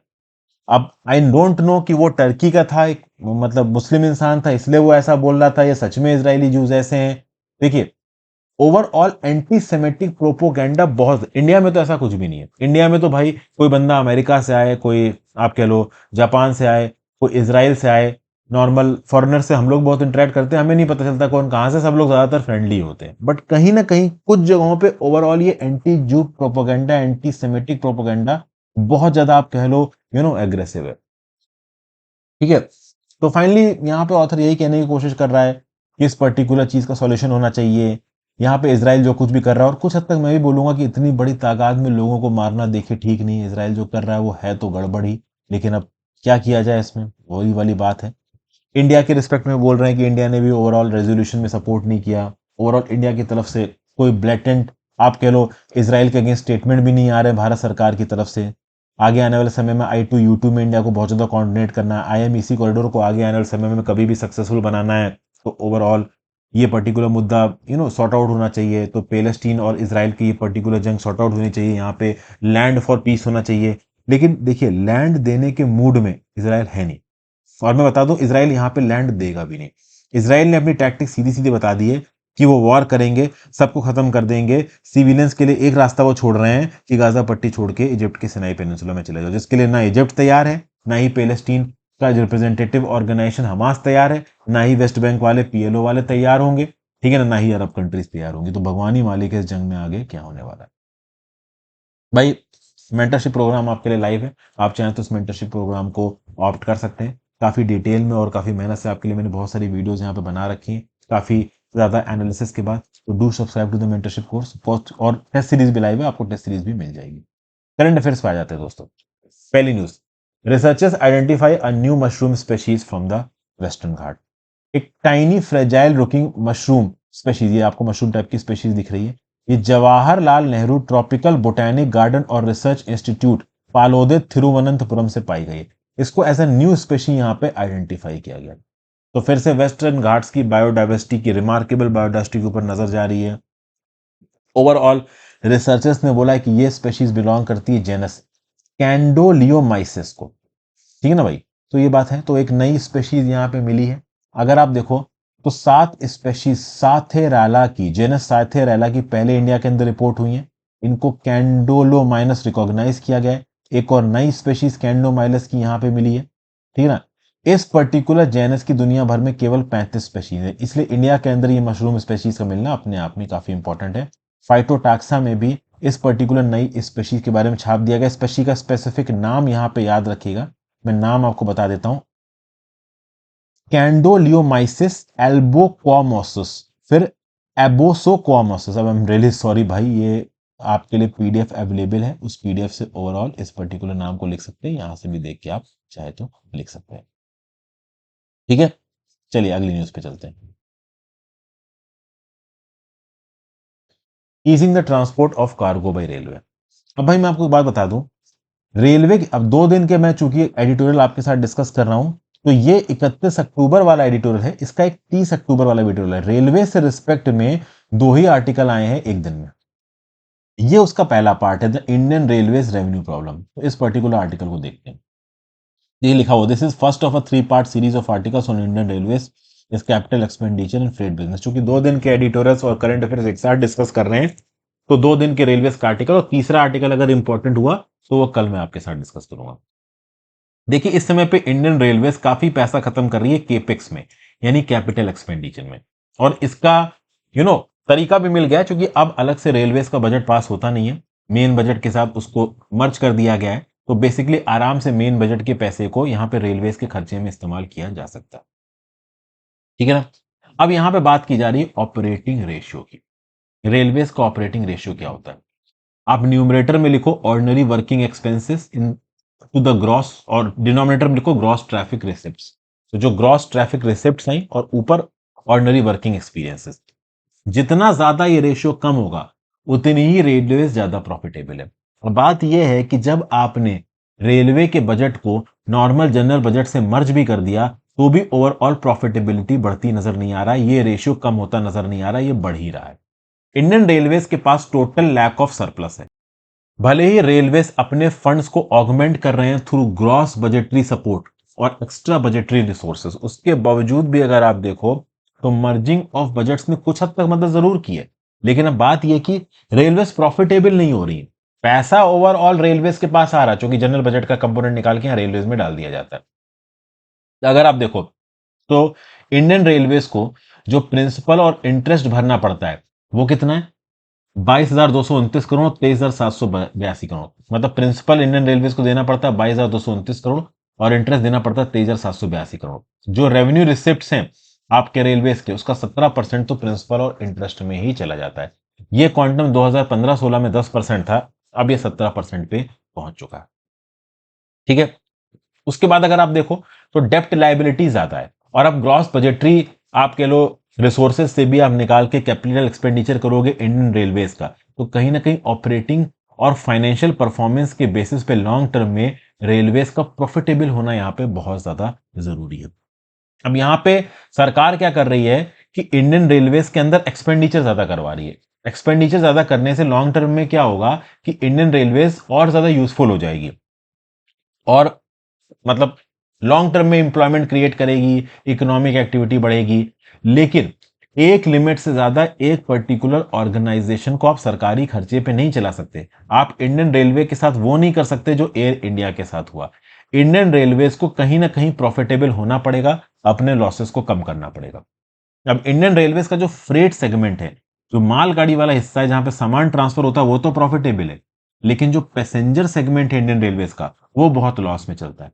Comptroller and auditor general of India की जो रिपोर्ट पार्लियामेंट में पब्लिश की गई 8 अगस्त 2023 को, वो बोलती है कि all classes of passenger services जो कि 2021-22 में दिए गए, उससे रेलवेज को नुकसान हुआ 68,269 करोड़ रुपीस का।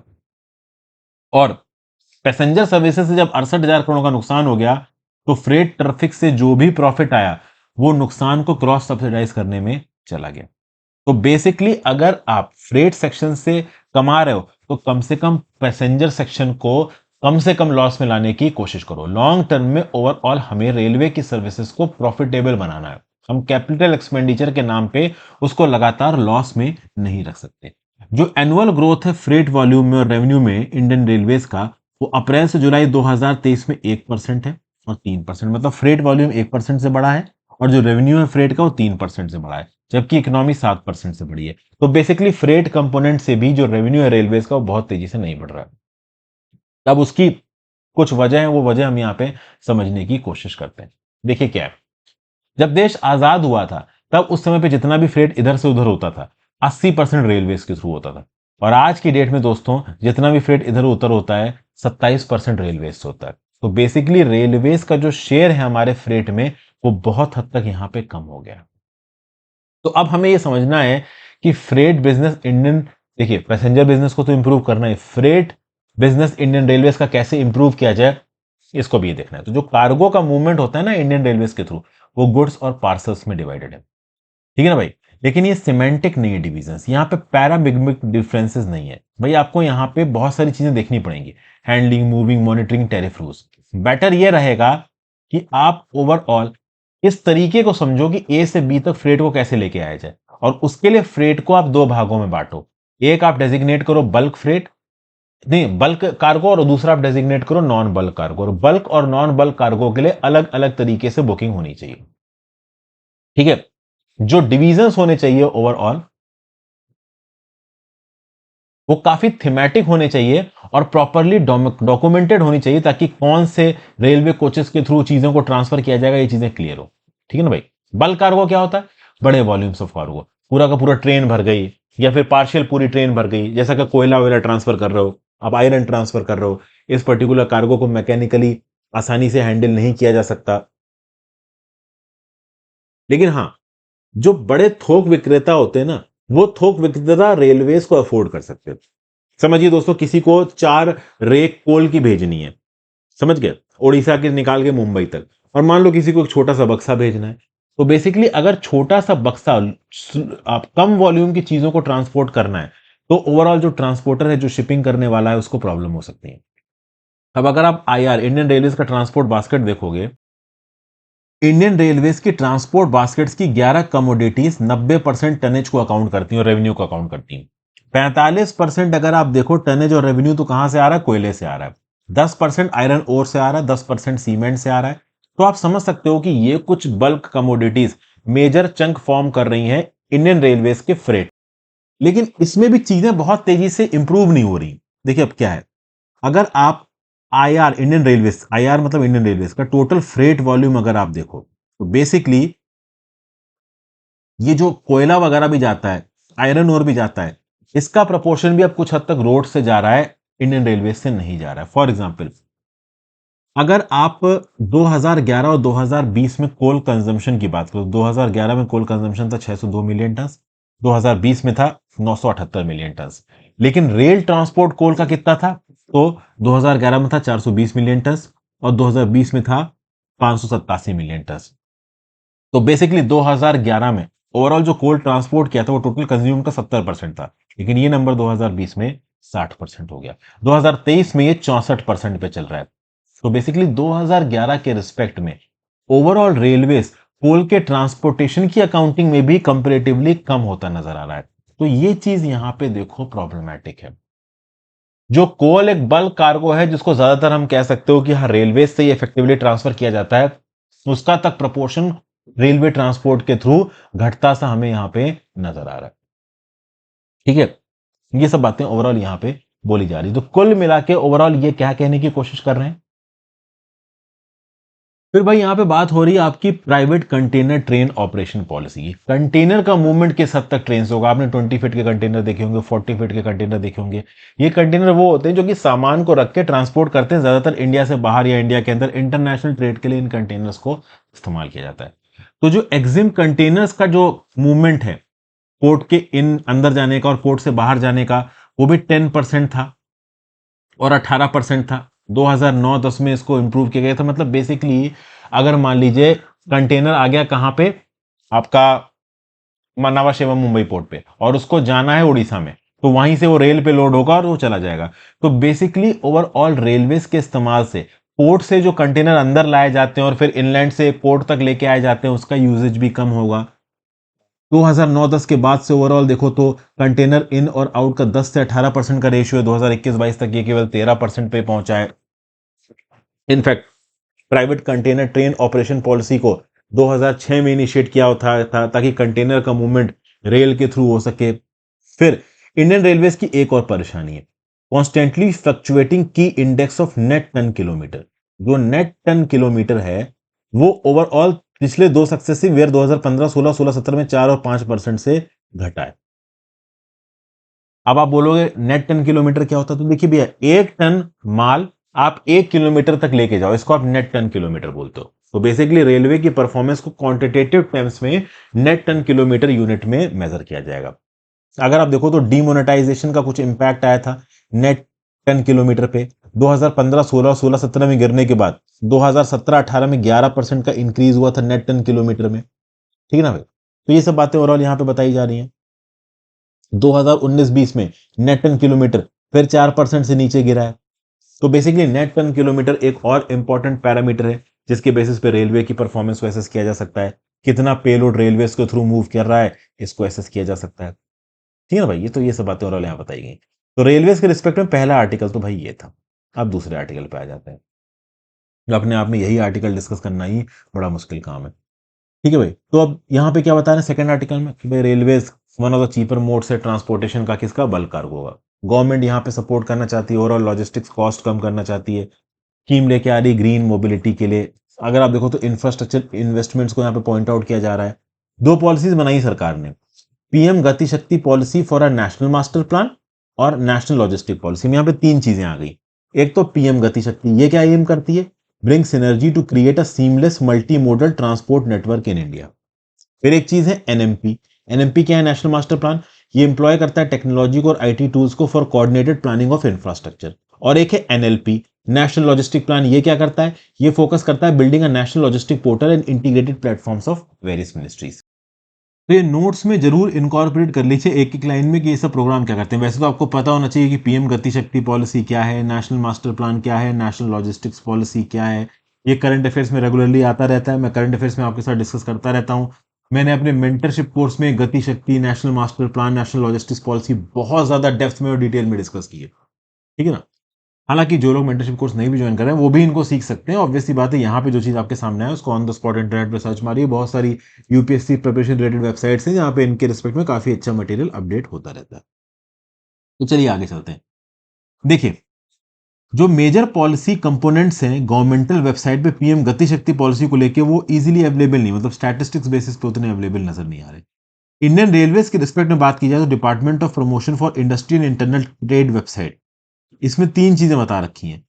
एक तो पोस्टल और रेलवे नेटवर्क्स को इंटीग्रेट करना, दूसरा वन स्टेशन वन प्रोडक्ट, और तीसरा introduction of 400 Vande Bharat train. ठीक है भाई, ये 3 प्लान अगर आप कह सकते हो तो हाँ भाई, DPIIT, department of promotion of internal industry and internal trade, इसकी वेबसाइट पे लिख रखे हैं। तो बेसिकली डीपीआईआईटी का रेलवेज के रिस्पेक्ट में 3 इंपॉर्टेंट प्लान, तो ये आप यहाँ पे लिख लो। लेकिन अब ऑब्वियस सी बात है, इसमें कहीं पे ये नहीं लिखा हुआ है कि मूविंग कार्गो में इंडियन रेलवेज का शेयर कैसे बढ़ाया जाए। तो ये अपने आप में टेंशन वाली बात है। देखिए, इंडियन रेलवेज ने कुछ इनिशिएटिव्स ले रखे हैं बल्क कार्गो अरेना के ट्रांसपोर्ट को बढ़ाने के लिए। जैसे कि ब्लॉक रेक मूवमेंट रूल्स को रिलैक्स किया गया। पहले क्या है कि भाई ओवरऑल जो माल गाड़ी थी उसमें लोडिंग और अनलोडिंग कुछ स्पेसिफिक पॉइंट्स, कुछ स्पेसिफाइड स्टॉप्स पे ही होती है। अब वो रिस्ट्रिक्शंस हटा दी गई हैं। ओवरऑल मल्टीपल लोकेशन से आप सामान को लोड कर सकते हो और ऑफलोड कर सकते हो, मिनी रेक्स पे लोड कर सकते हो। कुछ प्राइवेट फ्रेट टर्मिनल्स भी यहाँ पे बनाए गए हैं। जैसे फॉर एग्जाम्पल कोई बहुत बड़ी कोल माइन है, ठीक है ना, मान लो कोल इंडिया लिमिटेड की कोई माइन है, उस माइन के पास एक रेलवे स्टेशन बना दिया, तो माल गाड़ी आके उस रेलवे स्टेशन पे रुक रही है और उस रेलवे स्टेशन पे जाके जो भी आप कह लो वहां का कोयला वगैरह है लोड हो रहा है और जहां पे उसको जाना है वो जा रहा है। ठीक है ना भाई। जो गति शक्ति टर्मिनल पॉलिसी है, इसने जो स्टिपुलेशन है उनको आसान किया for the operation of these terminals. जो भी अलग अलग जगह पे प्राइवेट फ्रेट टर्मिनल्स बनाए गए वहां पे काम ठीक तरीके से हो रहा है। ओके, फिर आगे रिसेंटली इंडियन रेलवेज ने कुछ फ्रेट ऑपरेटर्स के साथ भी पार्टनरशिप की। तो ये जो फ्रेट ऑपरेटर्स है, फ्रेट ऑपरेटर्स कैसे हो गए?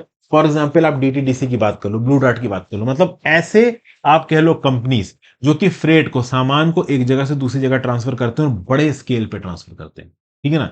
जैसे कि फॉर एग्जांपल आपने देखा होगा डीटीडीसी, ब्लू डार्ट, ये इंटरनेशनल स्केल पे इतने बड़े बड़े कार्गो को ट्रांसपोर्ट करते हैं कि इनकी खुद की फ्लाइट्स उड़ती हैं दुनिया भर में सिर्फ कार्गो के लिए। तो उसी प्रकार से रेलवेज में भी इस प्रकार के फ्रेट फॉरवर्डर्स रेलवे के अंदर कुछ ओवरऑल वैगन्स को खरीद कर बैठे हैं। तो अगर आप देख लो तो इस समय पे 16,000 privately old wagons Indian railways में एग्जिस्ट करते हैं। मतलब पूरे का पूरा डब्बा एक आप कह लो फ्रेट कंपनी का है, प्राइवेटली ओन्ड है। तो उसमें वो डब्बा ओवरऑल उस पर्टिकुलर फ्रेट कंपनी के कार्गो को भरने में ही काम आएगा। ठीक है भाई। तो नो डाउट इंडियन रेलवेज का जो शेयर है वो बल्क कार्गो में बढ़ाने की कोशिश जरूर कर रही है सरकार, बट डेफिनेटली ये कंपेरेटिवली पहले के रिस्पेक्ट में डिक्लाइन में देखने को मिल रहा है। ओके, प्रोडक्शन अब ऐसा है क्यों? देखिए, प्रोडक्शन डिसेंट्रलाइज हो रहा है। पहले क्या था कि मोनोपोली थी, कुछ इंडस्ट्रीज ही मेजर कर एक पर्टिकुलर फील्ड का सामान बनाती थी। आज की डेट में जो प्रोडक्शन है वो बहुत हद तक डिसेंट्रलाइज हो चुका है और इंडियन रेलवेज का कॉस्ट एडवांटेज डिमिनिश कर रहा है। तो बेसिकली बहुत सारे नॉन प्राइस बैरियर्स हमारे सामने आके खड़े हुए हैं। जो बड़े थोक प्रोड्यूसर्स हैं, मैन्युफैक्चरर्स हैं, सप्लायर हैं, वो क्या है, वो अफोर्ड कर सकते हैं कि बड़े स्केल पे लॉजिस्टिक्स से रेलवे स्टेशन तक सामान को लेके जाना, वहां पे लोड करवाना, फिर अनलोड करवाने के बाद उनको जगह पे जहां पे प्रोवाइड कराना है वहां पे डिस्पैच करवाना। ठीक है। अब देखिए यहाँ पे कुछ एक स्टैटिस्टिक्स दिया, उस स्टैटिस्टिक्स से आप चीज समझोगे। सीमेंट सेक्टर में 2017-18 में 33 प्लांट्स ऐसे थे with less than 1 million ton annual capacity has a production share of 6.5%। ठीक है ना। तो भैया अगर आप देखो तो 33 प्लांट्स, किसके? सीमेंट प्लांट्स 2017-18 में, इनकी प्रोडक्शन कैपेसिटी 1 मिलियन टन से कम थी। ठीक है ना। लेकिन ओवरऑल इनका जो शेयर था रेलवेज में वो 3.8% था। तो ये जो सीमेंट प्लान है, ये सीमेंट प्लान ओवरऑल 6.5% सीमेंट पैदा करते हैं पूरे इंडिया में।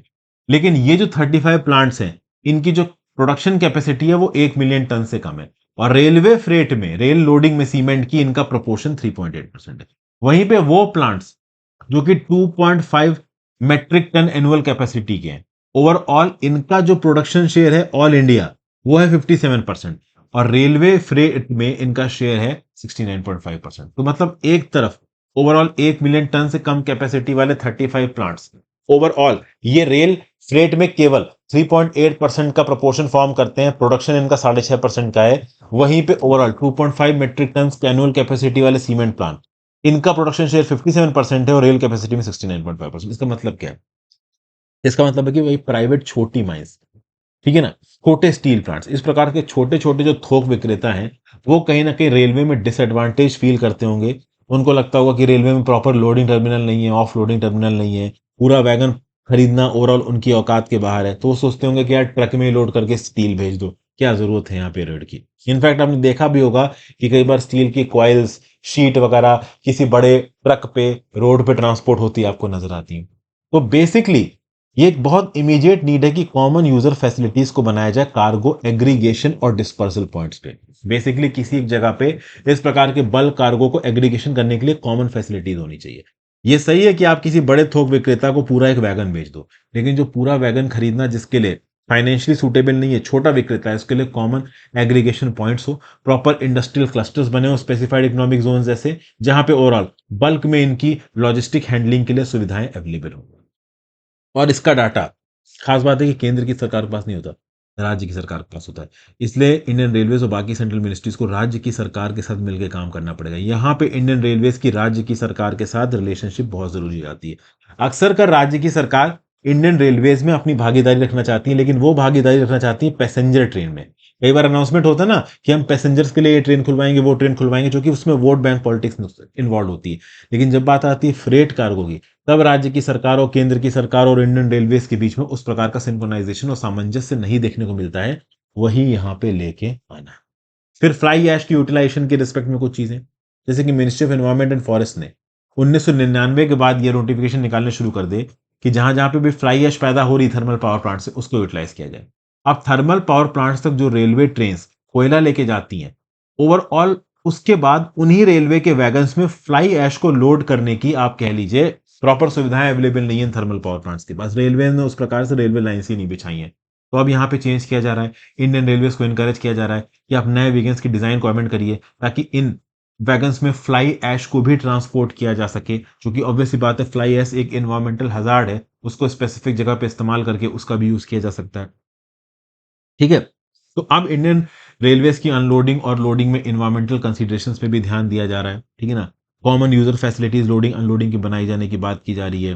पोटेंशियल बहुत है एनवायरमेंटल डिग्रेडेशन का, इसलिए ओवरऑल रेल के क्लस्टर्स को कंसोलिडेट करना, उनको रिफाइन करके ओवरऑल सही तरीके से इस्तेमाल करना, इसके ऊपर एक प्रॉपर कोशिश चल रही है। फिर अगला, the expansion of settlements into flood prone areas. देखिए, इंडिया के जो अर्बन एरियाज है, वहां पे फ्लडिंग देखने को मिलती है अक्सर कर, और ये फ्लडिंग लाइवलीहुड्स को तबाह कर देती है। एक स्टडी कंडक्ट कराई गई वर्ल्ड बैंक के द्वारा, और ये नेचर में छपी अक्टूबर 4 को। इसने क्या बताया? Flood risk in many cities is rising because they are expanding into flood prone area, ठीक है ना। ओवरऑल क्या है कि भैया, जो फ्लड प्रोन एरियाज हैं वहां पे सिटीज एक्सपेंड कर रही, वहां पे सेटलमेंट्स जा रहे हैं। 1985 के बाद देखो तो human settlements flood prone areas में डबल हो चुके हैं। एक्सपर्ट्स का बोलना है कि अनसस्टेनेबल अर्बनाइजेशन की वजह से ऐसा हो रहा है। इस स्टडी में यह भी बताया गया कि जो मिडिल इनकम कंट्रीज हैं इंडिया जैसी, यहां पे बहुत सारे अर्बन सेटलमेंट्स हैं फ्लड प्रोन जोन्स में। इनफैक्ट लो और हाई इनकम कंट्रीज में भी ओवरऑल आप कह लो फ्लड प्रोन जोन्स में इतने सेटलमेंट नहीं है जितनी इंडिया जैसी डेवलपिंग कंट्रीज में।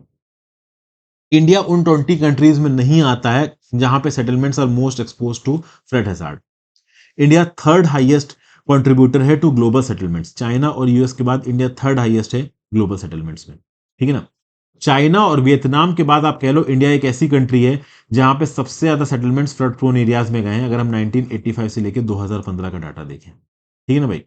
तो ऑब्वियस ही बात है, इसका क्या मतलब? इसका मतलब ये है कि India is at a significant risk of flood related problems, और इंडिया की जो फ्लड रिलेटेड प्रॉब्लम्स है वो आगे आने वाले समय में और बढ़ेंगी, ठीक है ना। फिर आगे यहाँ पे क्या बोला जा रहा है कि देखिए, जो बेंगलुरु में फ्लड्स आए थे 2022 में, उसके चलते बेंगलुरु को 225 करोड़ का नुकसान हुआ था। अगर आप बेंगलुरु की बात करो 1901 से लेकर 2022 तक, बेंगलुरु की पॉपुलेशन 1.6 लाख से बढ़ के, जो कि 1901 में थी, 2022 में 1 करोड़ को क्रॉस कर चुकी है। अब इन लोगों को अकोमोडेट करने के लिए नई लोकेलिटीज बनाने की जरूरत है, और जब भी नई लोकेलिटी बनाई जाती है, उन नई लोकेलिटी की टोपोग्राफी पे ध्यान नहीं दिया जाता है। ठीक है ना? तो अगर आप इस टोपोग्राफी पे ध्यान देके प्रॉपर तरीके से सेटलमेंट्स बनाएं, और सेटलमेंट्स को ऐसी जगह पे बनाएं जो कि फ्लड अफेक्टेड नहीं है, तब जाके कहीं ना कहीं आप एक इफेक्टिव यूटिलाइजेशन कर पाओगे और इन्वायरमेंटल रिस्क ऑफ ज्योग्राफी को कहीं ना कहीं रोक पाओगे। इनफॉर्मल हाउसिंग कहाँ बनाई जाती है? जहां पे लैंड खाली हो और लैंड डिजाइरेबल हो। अक्सर कर जो लो लाइंग और फ्लड प्रोन एरिया है, वो यहाँ पे टारगेट हो जाता है, और वो टारगेट होकर कहीं ना कहीं लॉन्ग टर्म में प्रॉब्लम क्रिएट होता है। तो भैया, overall low lying flood plains में जब आप कंस्ट्रक्शन करवाते हो, वो इन्वायरमेंटली अनसस्टेनेबल होता है।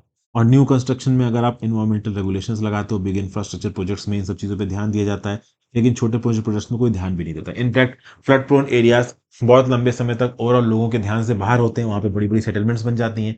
फिर जब उन सेटलमेंट्स को हटाने की बात की जाती है इन्वायरमेंटल रेगुलेशन के चलते, तब वो ह्यूमन राइट्स वाला मुद्दा निकल के आने लगता है, और फिर कहीं कोई बड़ा फ्लड आ गया तो बहुत सारे लोगों की जान चली जाती है। ठीक है? आज की डेट में इको टूरिज्म हो रहा है। अब इको टूरिज्म में फॉरेस्ट लैंड के ऊपर घर बनाए जा रहे हैं, लार्ज स्ट्रक्चर्स बनाए जा रहे हैं, गवर्नमेंट बिल्डिंग्स बनाई जा रही है, रिलीजियस स्ट्रक्चर्स बनाए जा रहे हैं रिवर के फ्लड प्लेन्स में। इन सबको हटाना लॉन्ग टर्म में मुश्किल हो जाएगा। तो सिटीज एक्सपेंड हो रही है, और ऑब्वियस बात है, जगह कम है। इंडिया जैसी जगह पे तो वैसे भी लैंड कम है और कंपेरेटिवली लोग बहुत ज्यादा है। तो मार्केट फोर्सेस तो यही करेंगे पुश कि भैया फ्लड प्रोन इलाकों में आप कंस्ट्रक्शन करवाओ। लेकिन अगर हम फ्लड प्रोन इलाकों में कंस्ट्रक्शन कर रहे हैं, तो वो सस्टेनेबल अर्बन प्लानिंग का पार्ट नहीं है। लॉन्ग टर्म में वहां पे अडेप्टेशन करना बहुत ज्यादा मुश्किल हो जाएगा। इसलिए बहुत जरूरी है डिफरेंशिएट करना between low income residents and unauthorise structures. यहाँ पे प्रॉपर साइंटिफिक मैपिंग करने की जरूरत है फ्लड प्रोन एरियाज की। अर्बन गवर्नमेंट्स को ऐसे इलाकों में हाउसिंग बनाने की परमिशन बिल्कुल नहीं देनी चाहिए। अगर आप देते हो तो लॉन्ग टर्म में वो कितना अनसस्टेनेबल हो सकता है, ये आगे आने वाले समय में हमको पता चलेगा, जब एकदम से कैटास्ट्रॉफिक इन्वायरमेंटल आप कह लो हैजार्ड्स होने लगेंगे, और उस समय पे सरकार उनको रोकने के लिए बहुत कुछ नहीं कर पाएगी। फिर इजराइल फोर्सेस ग्राउंड असॉल्ट बढ़ा रही हैं गाजा सिटी के अंदर। इजरायली टैंक्स और ट्रूप्स बहुत अंदर तक घुस रहे हैं गाजा पट्टी के अंदर। ठीक है ना? दो साइड से गाजा पट्टी को यहाँ पे घेर कर रखा गया है। इनफैक्ट जो गाजा मेन सिटी है उसको घेर कर रखा गया है। वीडियो सर्कुलेट हो रहे हैं सोशल मीडिया पे, उसमें दिखाया जा रहा है कि इजरायली टैंक और बुलडोजर सेंट्रल गाजा में, जो गाजा की टेरिटरी है, उसको नॉर्थ साउथ हाईवे से काट रहा है। नॉर्थ साउथ हाईवे और गाजा की टेरिटरी के बीच में एक टैंक खड़ा हुआ है। इसी पर्टिकुलर हाईवे को इस्तेमाल करके इसराइल ने गाजा के लोगों को बोला था, 11 लाख लोगों को, 12 लाख लोगों को, कि भैया तुम साउथ की साइड चले जाओ। अब ओवरऑल ये बात क्लियर नहीं है, लेकिन बहुत सारे एक्सपर्ट्स का बोलना है कि ये रूट ब्लॉक कर दिया गया है। अगर ये रूट ब्लॉक हो गया है, तो अब और जो लोग नॉर्थ गाजा में, वो भाग के साउथ की तरफ नहीं जा पाएंगे। ठीक है? तो ये सब बातें ओवरऑल यहाँ पे बोली जा रही है। इसराइल के प्राइम मिनिस्टर बेंजामिन नेतन्याहू ने बोला है कि गाजा पट्टी के अंदर सीज फायर नहीं होगा। ठीक है ना? मतलब वो अपनी लड़ाई को नहीं रोकेंगे, वो हमास के टेररिस्ट को मारेंगे, ये वो। तो हालात गाजा पट्टी के बहुत खराब है। सेकेंड स्टेज ऑफ वॉर में देखिए क्या है, अगर ग्राउंड असॉल्ट होता है यहाँ पे इजरायली फोर्सेस की तरफ से, तो ऐसा नहीं कि केवल हमास के मिलिटेंट्स मरेंगे। जो इजरायली फोर्सेस के लोग हैं ना, ये भी बहुत बड़ी क्वांटिटी में मरने वाले हैं, क्योंकि गाजा पट्टी की ग्राउंड लेवल का इंफ्रास्ट्रक्चर, इनकी टनल्स, इनको सिर्फ हमास के मिलिटेंट्स जानते हैं, इजराइल के सोल्जर्स उस लेवल पे नहीं जानते। तो कैजुअलिटीज तो बढ़ेंगी। तो यहाँ पे इजराइल ने सामने एक प्लान रख दिया है कि 23 लाख गाजा के रेजिडेंट्स को इजिप्ट के इनाई सेनाई प्लेन्स में भेज दो, हम सब लड़ाई वड़ाई बंद कर देंगे। और ये प्लान ऑब्वियस सी बात है, हमास तो मानने वाला है नहीं, ईरान मानने वाला है नहीं, अरब कंट्रीज मानने वाला है नहीं, और पैलेस्टीनियन अरब्स जो कि इजराइल की बमबारी के नीचे है, उनकी वैसे ही कोई नहीं सुन रहा। फिर भाई, बाइडेन ने यहाँ पे ऑर्डर साइन किया है, यूएस में आर्टिफिशियल इंटेलिजेंस को रेगुलेट किया जाएगा। और ये बाइडेन ने पहले ही साइन कर दिया, ऋषि सुनाक की जो एआई सेफ्टी समिट है वो हुई भी नहीं थी। तो यूएस प्रेसिडेंट जो बाइडेन ने ओवरऑल एक एग्जीक्यूटिव ऑर्डर साइन किया है, ताकि वाइड रेंजिंग रेगुलेशन किया जा सके आर्टिफिशियल इंटेलिजेंस का। ठीक है ना? यूएस के प्राइम मिनिस्टर ऋषि सुनाक की एआई सेफ्टी समिट होने वाली थी ब्लेचली पार्क में। यूनाइटेड किंगडम सोच रहा था कि दुनिया भर के लिए हम आर्टिफिशियल इंटेलिजेंस के फील्ड में लीडर बन जाएंगे, लेकिन उससे पहले मिस्टर बाइडेन ने डिफेंस प्रोडक्शन एक्ट को चेंज करने वाला। देखिए, बहुत सारे ओवरऑल एक्ट्स के ऊपर इंपैक्ट पड़ेगा यूएस के आर्टिफिशियल इंटेलिजेंस के रेगुलेशन का। देखिए, कोविड 19 पैंडेमिक के समय पे अगर आप कह लो, तो डिफेंस प्रोडक्शन एक्ट के अंदर यूएस फेडरल गवर्नमेंट को ताकत दी गई थी। इस लॉ के हिसाब से कंपनीज ने ये बोला था कि भाई जो भी आर्टिफिशियल इंटेलिजेंस प्रोडक्शन वाली सिस्टम कंपनीज हैं, वो कंपनीज यूएस फेडरल गवर्नमेंट को उन टेक्नोलॉजीज का एक्सेस कराएंगी, जो कि ऑब्वियस सी बात है यूएस की national security, national economic, public health और सर्टेन सेफ्टी टेस्ट को वायलेट करती हैं। तो बेसिकली ये जो आर्टिफिशियल इंटेलिजेंस के रिस्पेक्ट में रेगुलेशन है, ये ऑलरेडी यूएस यूके जैसी कंट्री शुरू कर सकती है। इस नए एक्ट के चलते यूएस के अंदर एक आर्टिफिशियल इंटेलिजेंस की सेफ्टी बॉडी बनाई जा सकती है, जो कि प्रॉपर सेफ्टी टेस्टिंग करेगी और पता करेगी कि हाँ भाई, अलग अलग यूएस की कंपनी कुछ गड़बड़ तो नहीं कर रही है। अगर आप देखो, 7 आर्टिफिशियल इंटेलिजेंस की company, Amazon, Google, Anthropic, inflection, Meta, Microsoft, open AI, उन्होंने वॉलंटरली कंप्लाई किया कि भाई जो भी सेफ्टी स्टैंडर्ड्स है एआई को लेके हम उसको मानेंगे। अब यूएस कांग्रेस से यहाँ पे ओवरऑल इस लेजिस्लेशन को पास करवाना है। बेसिकली यहाँ पे दुनिया भर की कंट्रीज आर्टिफिशियल इंटेलिजेंस के लेजिस्लेशन को लेके अपने नियम कानून बना रही हैं, फिर चाहे वो ईयू हो, यूके हो, जापान हो। ठीक है ना भाई। वैसे देखा जाए तो बाइडेन एडमिनिस्ट्रेशन ने आर्टिफिशियल इंटेलिजेंस के लिए एक इंटरनेशनल फ्रेमवर्क बनाने की कोशिश की है। इसमें UK, Japan, Australia, Germany, France, Italy, south Korea, Israel, Kenya को इंक्लूड कराने की कोशिश की गई है। रिसेंटली जापान की जो लीडरशिप थी G7 हिरोशिमा की, ठीक है ना, वहां पे भी ओवरऑल आर्टिफिशियल इंटेलिजेंस की लीडरशिप की बात की गई। जो यूके की समिट है एआई सेफ्टी की, ये भी यहाँ पे होने वाली है। इंडिया ने भी एक chair on the global partnership of AI का डिस्कशन कराया था। तो दुनिया भर की कंट्री यहाँ पे रेगुलेशन कर रही है। यूएस ने भी अपना रेगुलेशन के लिए एक आर्टिफिशियल इंटेलिजेंस का आपके लिए नया लॉ पास किया है, वगैरह वगैरह। फिर अगला, what has cause the recent thaw in US Venezuela ties. एकदम से यूनाइटेड स्टेट्स और वेनेजुला के रिश्ते कैसे अच्छे होने लगे, इसको लेके यहाँ पे एक आर्टिकल है। क्या बोला जा रहा है इस आर्टिकल में, देखिए। मारिया कोरोना मचाडो, इसने ह्यूज विक्ट्री जीती 22 अक्टूबर के वेनेजुएलन अपोजिशन प्राइमरी इलेक्शन। नहीं जीते इन्होंने।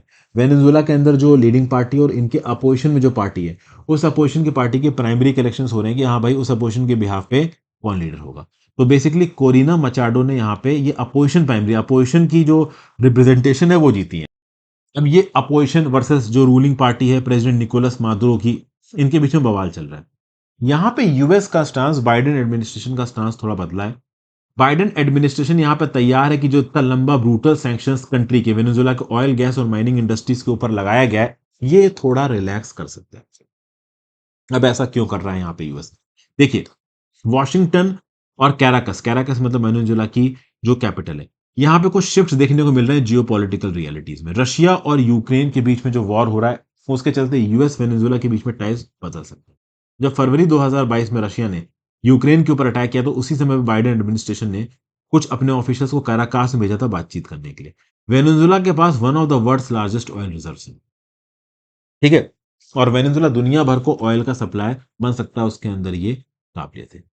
एक और ओवरऑल री एंगेजमेंट की टैक्टिक्स थी वॉशिंगटन की वेनेजुएला के साथ, क्योंकि कहीं ना कहीं वेनेजुएला को बैक एंड से मॉस्को लैंडिंग बैकिंग दे रहा है। तो मॉस्को कहीं वेनेजुएला लैटिन अमेरिकन कंट्री के साथ इतना बड़ा अलाई ना बन जाए कि वो यूएस को थ्रेटन करने लगे, ये भी यहाँ पे एक एंगल था। और वेनेजुएला के ऊपर बहुत तगड़े यूएस सैंक्शंस लगे हैं।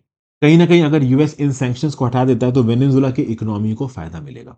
तो बेसिकली यूएस ने यहाँ पे बोला है कि अगर वेनेजुएला के अंदर प्रॉपर डेमोक्रेटिक इलेक्शंस होते हैं तो हम सैंक्शंस हटा देंगे। आप जितने अच्छे इलेक्शन करवाओगे उतने ही प्रोपोर्शन में हम अपने सैंक्शंस को यहाँ पे हटाएंगे। तो मिस्टर निकोलस मादुरो के लिए वॉशिंगटन के साथ टाइज रिवाइव करना, ये एक गेम प्लान अच्छा हो सकता है। रीजन बीइंग कि इनके गवर्नमेंट का जो डिजास्टर्स इंटरनेशनल आइसोलेशन है वो खत्म हो जाएगा। डोनाल्ड ट्रंप ने निकोलस मादुरो के एडमिनिस्ट्रेशन के ऊपर बहुत सारे तगड़े सैंक्शंस लगा दिए थे। और वेनेजुएला, जो कि एक समय पे लैटिन अमेरिका की फोर्थ लार्जेस्ट इकोनॉमी थी, वो ओवरऑल अब बहुत ज्यादा गिर चुकी है। पूरे लैटिन अमेरिका में Venezuela is one of the poorest. जो सैंक्शंस है वो वेनेजुएला की जो स्टेट ऑयल ओन फर्म है उसको बिल्कुल ही तबाह कर रहे हैं। अगर यूएस सैंक्शंस यहाँ पे हट जाते हैं तो वेनेजुएला की ऑयल फर्म अच्छा तबाह कर पाएगी, वेनेजुएला की इकोनॉमी में फॉरेक्स आएगा और कहीं ना कहीं यूएस फाइनेंशियल मार्केट्स में वेनेजुएला का एक्सेस होगा, जिससे वेनेजुएला की इकोनॉमी बहुत हद तक सुधर सकती है। वेनेजुएला के अपोजिशन की अच्छी पोल रेटिंग्स है, ठीक है ना। लेकिन अब प्रॉब्लम है दोस्तों यहाँ पे, देखिए क्या है। जो यहाँ पे वेनेजुएला में अपोजिशन के प्राइमरी कैंडिडेट है मिस मचादो। अब मिस मचादो तो ये बोल रही है कि निकोलस मादुरो ने जो भी गड़बड़ किया है, जो भी वॉर क्राइम किए हैं, उसके लिए उनको हम अकाउंटेबल करेंगे। इकोनॉमिक सैंक्शंस जो लगाए हैं उसको हम हटाने की कोशिश करेंगे। मिलिट्री इंटरवेंशन के थ्रू मदुरो की सरकार को हटाने की कोशिश करेंगे। अब निकोलो मदुरोस लिटरली वेनेजुएला के अंदर एक डिक्टेटर की तरह काम कर रहे हैं। और एक डिक्टेटर के अगेंस्ट एक अपोजिशन डेमोक्रेटिक कैंडिडेट इस प्रकार की बात करेगा तो वो डिक्टेटर क्या कोशिश करेगा, वो ये कोशिश करेगा कि प्रॉपर डेमोक्रेटिक इलेक्शंस होने ही ना दे। तो बेसिकली ऑथर यहाँ पे ये बोल रहा है कि यहाँ पे अपोजिशन को, यूएस को और मदुरो को एक प्रैक्टिकल प्लान के साथ आगे बढ़ना पड़ेगा। ऐसा प्लान जो चले, ऐसे एलीट और आप कह लो आइडियलिस्टिक प्लान्स नहीं बनाने जो कि ग्राउंड लेवल की रियलिटी के साथ सिंक्रोनाइज ना हो।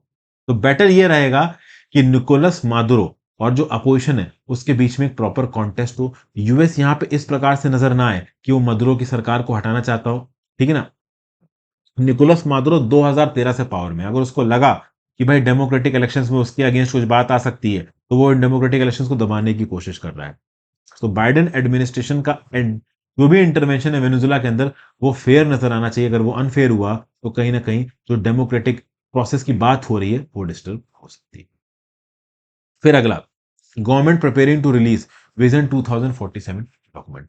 भाई गवर्नमेंट यहाँ पे एक नेशनल विजन प्लान बना रहा है इंडिया को डेवलप्ड नेशन बनाने के लिए 2047 तक। ये इंश्योर करने के लिए कि कंट्री एक मिडिल इनकम ट्रैप में ना चली जाए, ठीक है ना भाई। बेसिकली देखिए क्या है, मैं आपको एक लाइन में इस पूरे आर्टिकल को समझाना चाहूंगा। कोशिश कर रही सरकार यहाँ पे कि हम लोग एक डेवलप्ड कंट्री बने, मिडिल इनकम ट्रैप में ना फंसे। अब कौन सी कंट्री फंसी है यहाँ पे मिडिल इनकम ट्रैप में, ये आपको समझना पड़ेगा। तो यहाँ पे बात हो रही है अर्जेंटीना की दोस्तों। अर्जेंटीना की अगर आप बात करो तो अर्जेंटीना ने डेवलप्ड कंट्री बनने की कोशिश की, लेकिन वो मिडिल इनकम कंट्री बन गए। मिडिल इनकम कंट्री मतलब $5,000 से $6,000 पर कैपिटा ही मैक्सिमम आपकी इनकम है, पर कैपिटा इनकम, उससे ज्यादा आप नहीं बढ़ा पाए। इंडिया का टारगेट ये है कि इंडिया 2047 तक एक $30 ट्रिलियन की इकोनॉमी बने, जिसका पर कैपिटा $18,000 से $20,000, तब जाके इंडिया बनेगा एक डेवलप्ड कंट्री। इसके लिए vision India at the rate 2047 यहाँ पे लॉन्च किया गया। इसको 2 साल से तैयार किया जा रहा है और कैबिनेट सेक्रेटरी राजीव गौबा द्वारा यहाँ पे प्रेजेंट किया गया। बहुत सारे कॉर्पोरेट हेड्स ने भी इस पर्टिकुलर वर्जन के लिए यहाँ पे अपने आप को इन्वॉल्व किया। तो बहुत अर्जेंट इंडिया की ग्रोथ के थ्रू ओवरऑल इंडिया की पर कैपिटा इनकम को बढ़ाई जाने की कोशिश की जा रही है, ठीक है ना। ये यहाँ पे टारगेट है। अब ये टारगेट पूरा हो पाएगा कि नहीं हो पाएगा, यहाँ पे एक खतरा लग रहा है हमारे पॉलिसी मेकर्स को। मिडिल इनकम ट्रैक आ सकता है और इस मिडिल इनकम ट्रैप के थ्रू हमारा जो पर कैपिटा इनकम है वो $5,000 से $6,000 तक रुक सकता है। लेकिन सरकार का टारगेट है कि इसको $18,000 से $20,000 तक लेके जाना है। इसके लिए आईटी सेक्टर को बढ़ाना है। आईटी सेक्टर में हमारे एक्सपोर्ट्स को बढ़ाने के साथ साथ हमें अपने सॉफ्टवेयर के एक्सपोर्ट्स को भी बढ़ाना है। क्या सॉफ्टवेयर डेवलपमेंट में हम बहुत आगे हैं? भले ही हमारी इकोनॉमी बहुत बड़ी हो, दुनिया के 5वें नंबर की सबसे बड़ी इकोनॉमी हो, बट क्या हमारा कोई बैंक दुनिया के टॉप बैंक्स में आता है? क्या हमारी कोई यूनिवर्सिटी दुनिया के टॉप यूनिवर्सिटी में आती है? तो इन सब चीजों पे ध्यान देने की कोशिश की जा रही है। इंडिया का जो शेयर है ग्लोबल जीडीपी में, वो 3 गुना हो चुका है फ्रॉम 1991 टू 2023। लेकिन ओवरऑल कहीं ना कहीं हमारे बैंक्स किसी टॉप इंस्टीट्यूट्स में नहीं, हमारी कंसल्टेंसी कंपनी दुनिया की किसी टॉप कंसल्टेंसी कंपनी में नहीं है। उस पर्टिकुलर फिगर को ठीक करने की जरूरत है। और फाइनली एक और फैक्ट, डेवलप्ड कंट्रीज ओवरशूट कर रही हैं कार्बन एमिशंस के गोल को। ये यहां पे क्या बोला जा रहा है भाई, देखिए, डेवलप्ड कंट्रीज रिस्पॉन्सिबल है 3/4 कार्बन एमिशंस के लिए, ठीक है ना। और 2030 तक उन्होंने अपने इंटेंडेड नेशनली डिटरमिन्ड कॉन्ट्रीब्यूशंस के अंदर जो भी प्रॉमिस किया है, उस प्रॉमिस से ज्यादा वो 38% कार्बन एमिट कर देंगे। ऐसा बोला है Delhi based think tank CEEW ने, काउंसिल फॉर एनर्जी इन्वायरमेंट और वाटर। इस स्टडी को कंडक्ट किया गया, 28वीं कॉन्फ्रेंस ऑफ पार्टी होने वाली है दुबई के अंदर, यूएन ट्रिपल सी की, UN framework convention on climate change की। तो बेसिकली इस समय पे फैक्ट्स यहाँ पे प्लेस किए जाएंगे। और 83% ये जो ओवरशूट होगा ना डेवलप्ड कंट्रीज में, वो यूएस, रशिया, यूरोपियन यूनियन की तरफ से होगा, ठीक है। तो ये बात यहाँ पे बोली जा रही है। सीईईडब्ल्यू ने बोला है कि जो एनडीसी है, nationally determined contribution developed countries का, वो ऑलरेडी शॉर्ट है। ग्लोबल जो एवरेज रिडक्शन है ना एमिशंस के, जो कि प्रॉमिस किए गए हैं 2019 में 43% थे, मतलब 2019 के लेवल से 43% हम ग्लोबली कम करेंगे अपने एमिशंस को। तो जितना एमिशंस में कट प्रॉमिस किया गया ऑन एन एवरेज पूरी दुनिया में, ऑलरेडी डेवलप्ड कंट्रीज ने 36% कम प्रॉमिस किया। मतलब 43% दुनिया भर की कंट्रीज प्रॉमिस कर रही हैं, डेवलप्ड कंट्रीज 36% प्रॉमिस कर रही हैं। और जितना वो 36% प्रॉमिस कर रही हैं, उससे भी कम ओवरऑल वो यहाँ पे अचीव कर रही हैं ग्राउंड लेवल पे, ऐसा सीईडब्ल्यू बोल रहा है। कलेक्टिवली डेवलप्ड कंट्रीज को 1990 लेवल्स के रिस्पेक्ट में 2008 से 2012 के बीच में एमिशंस 5% कम करने थे, ठीक है ना। 18% कम करने थे 2013 से लेकर 2020 के बीच में, बट वो यहाँ पे ऐसा नहीं कर पाए हैं। और आगे ऐसा कर पाएंगे इस बात के भी चांसेस बहुत ज्यादा कम है, ऐसा सीईईडब्ल्यू की रिपोर्ट बोल रही है। So thank you for watching friends, यहाँ पे मैं अपने लेक्चर को खत्म करता हूँ। आई होप लेक्चर से आपको कुछ ना कुछ सीखने को मिला होगा। अपने व्यू पॉइंट नीचे कमेंट बॉक्स में देखे जाइएगा दोस्तों। इंस्टाग्राम पे फॉलो कर लीजिएगा, टेलीग्राम को ज्वाइन कर लीजिएगा, वहां पे लेक्चर की पीडीएफ आपको मिल जाएगी। और दोस्तों, मेंटरशिप कोर्स को जरूर ज्वाइन करें। ये मेंटरशिप कोर्स काफी मेहनत से आपके लिए बनाया हुआ है, आपको काफी कुछ इसमें यूजफुल जानने को मिलेगा। Have a great day.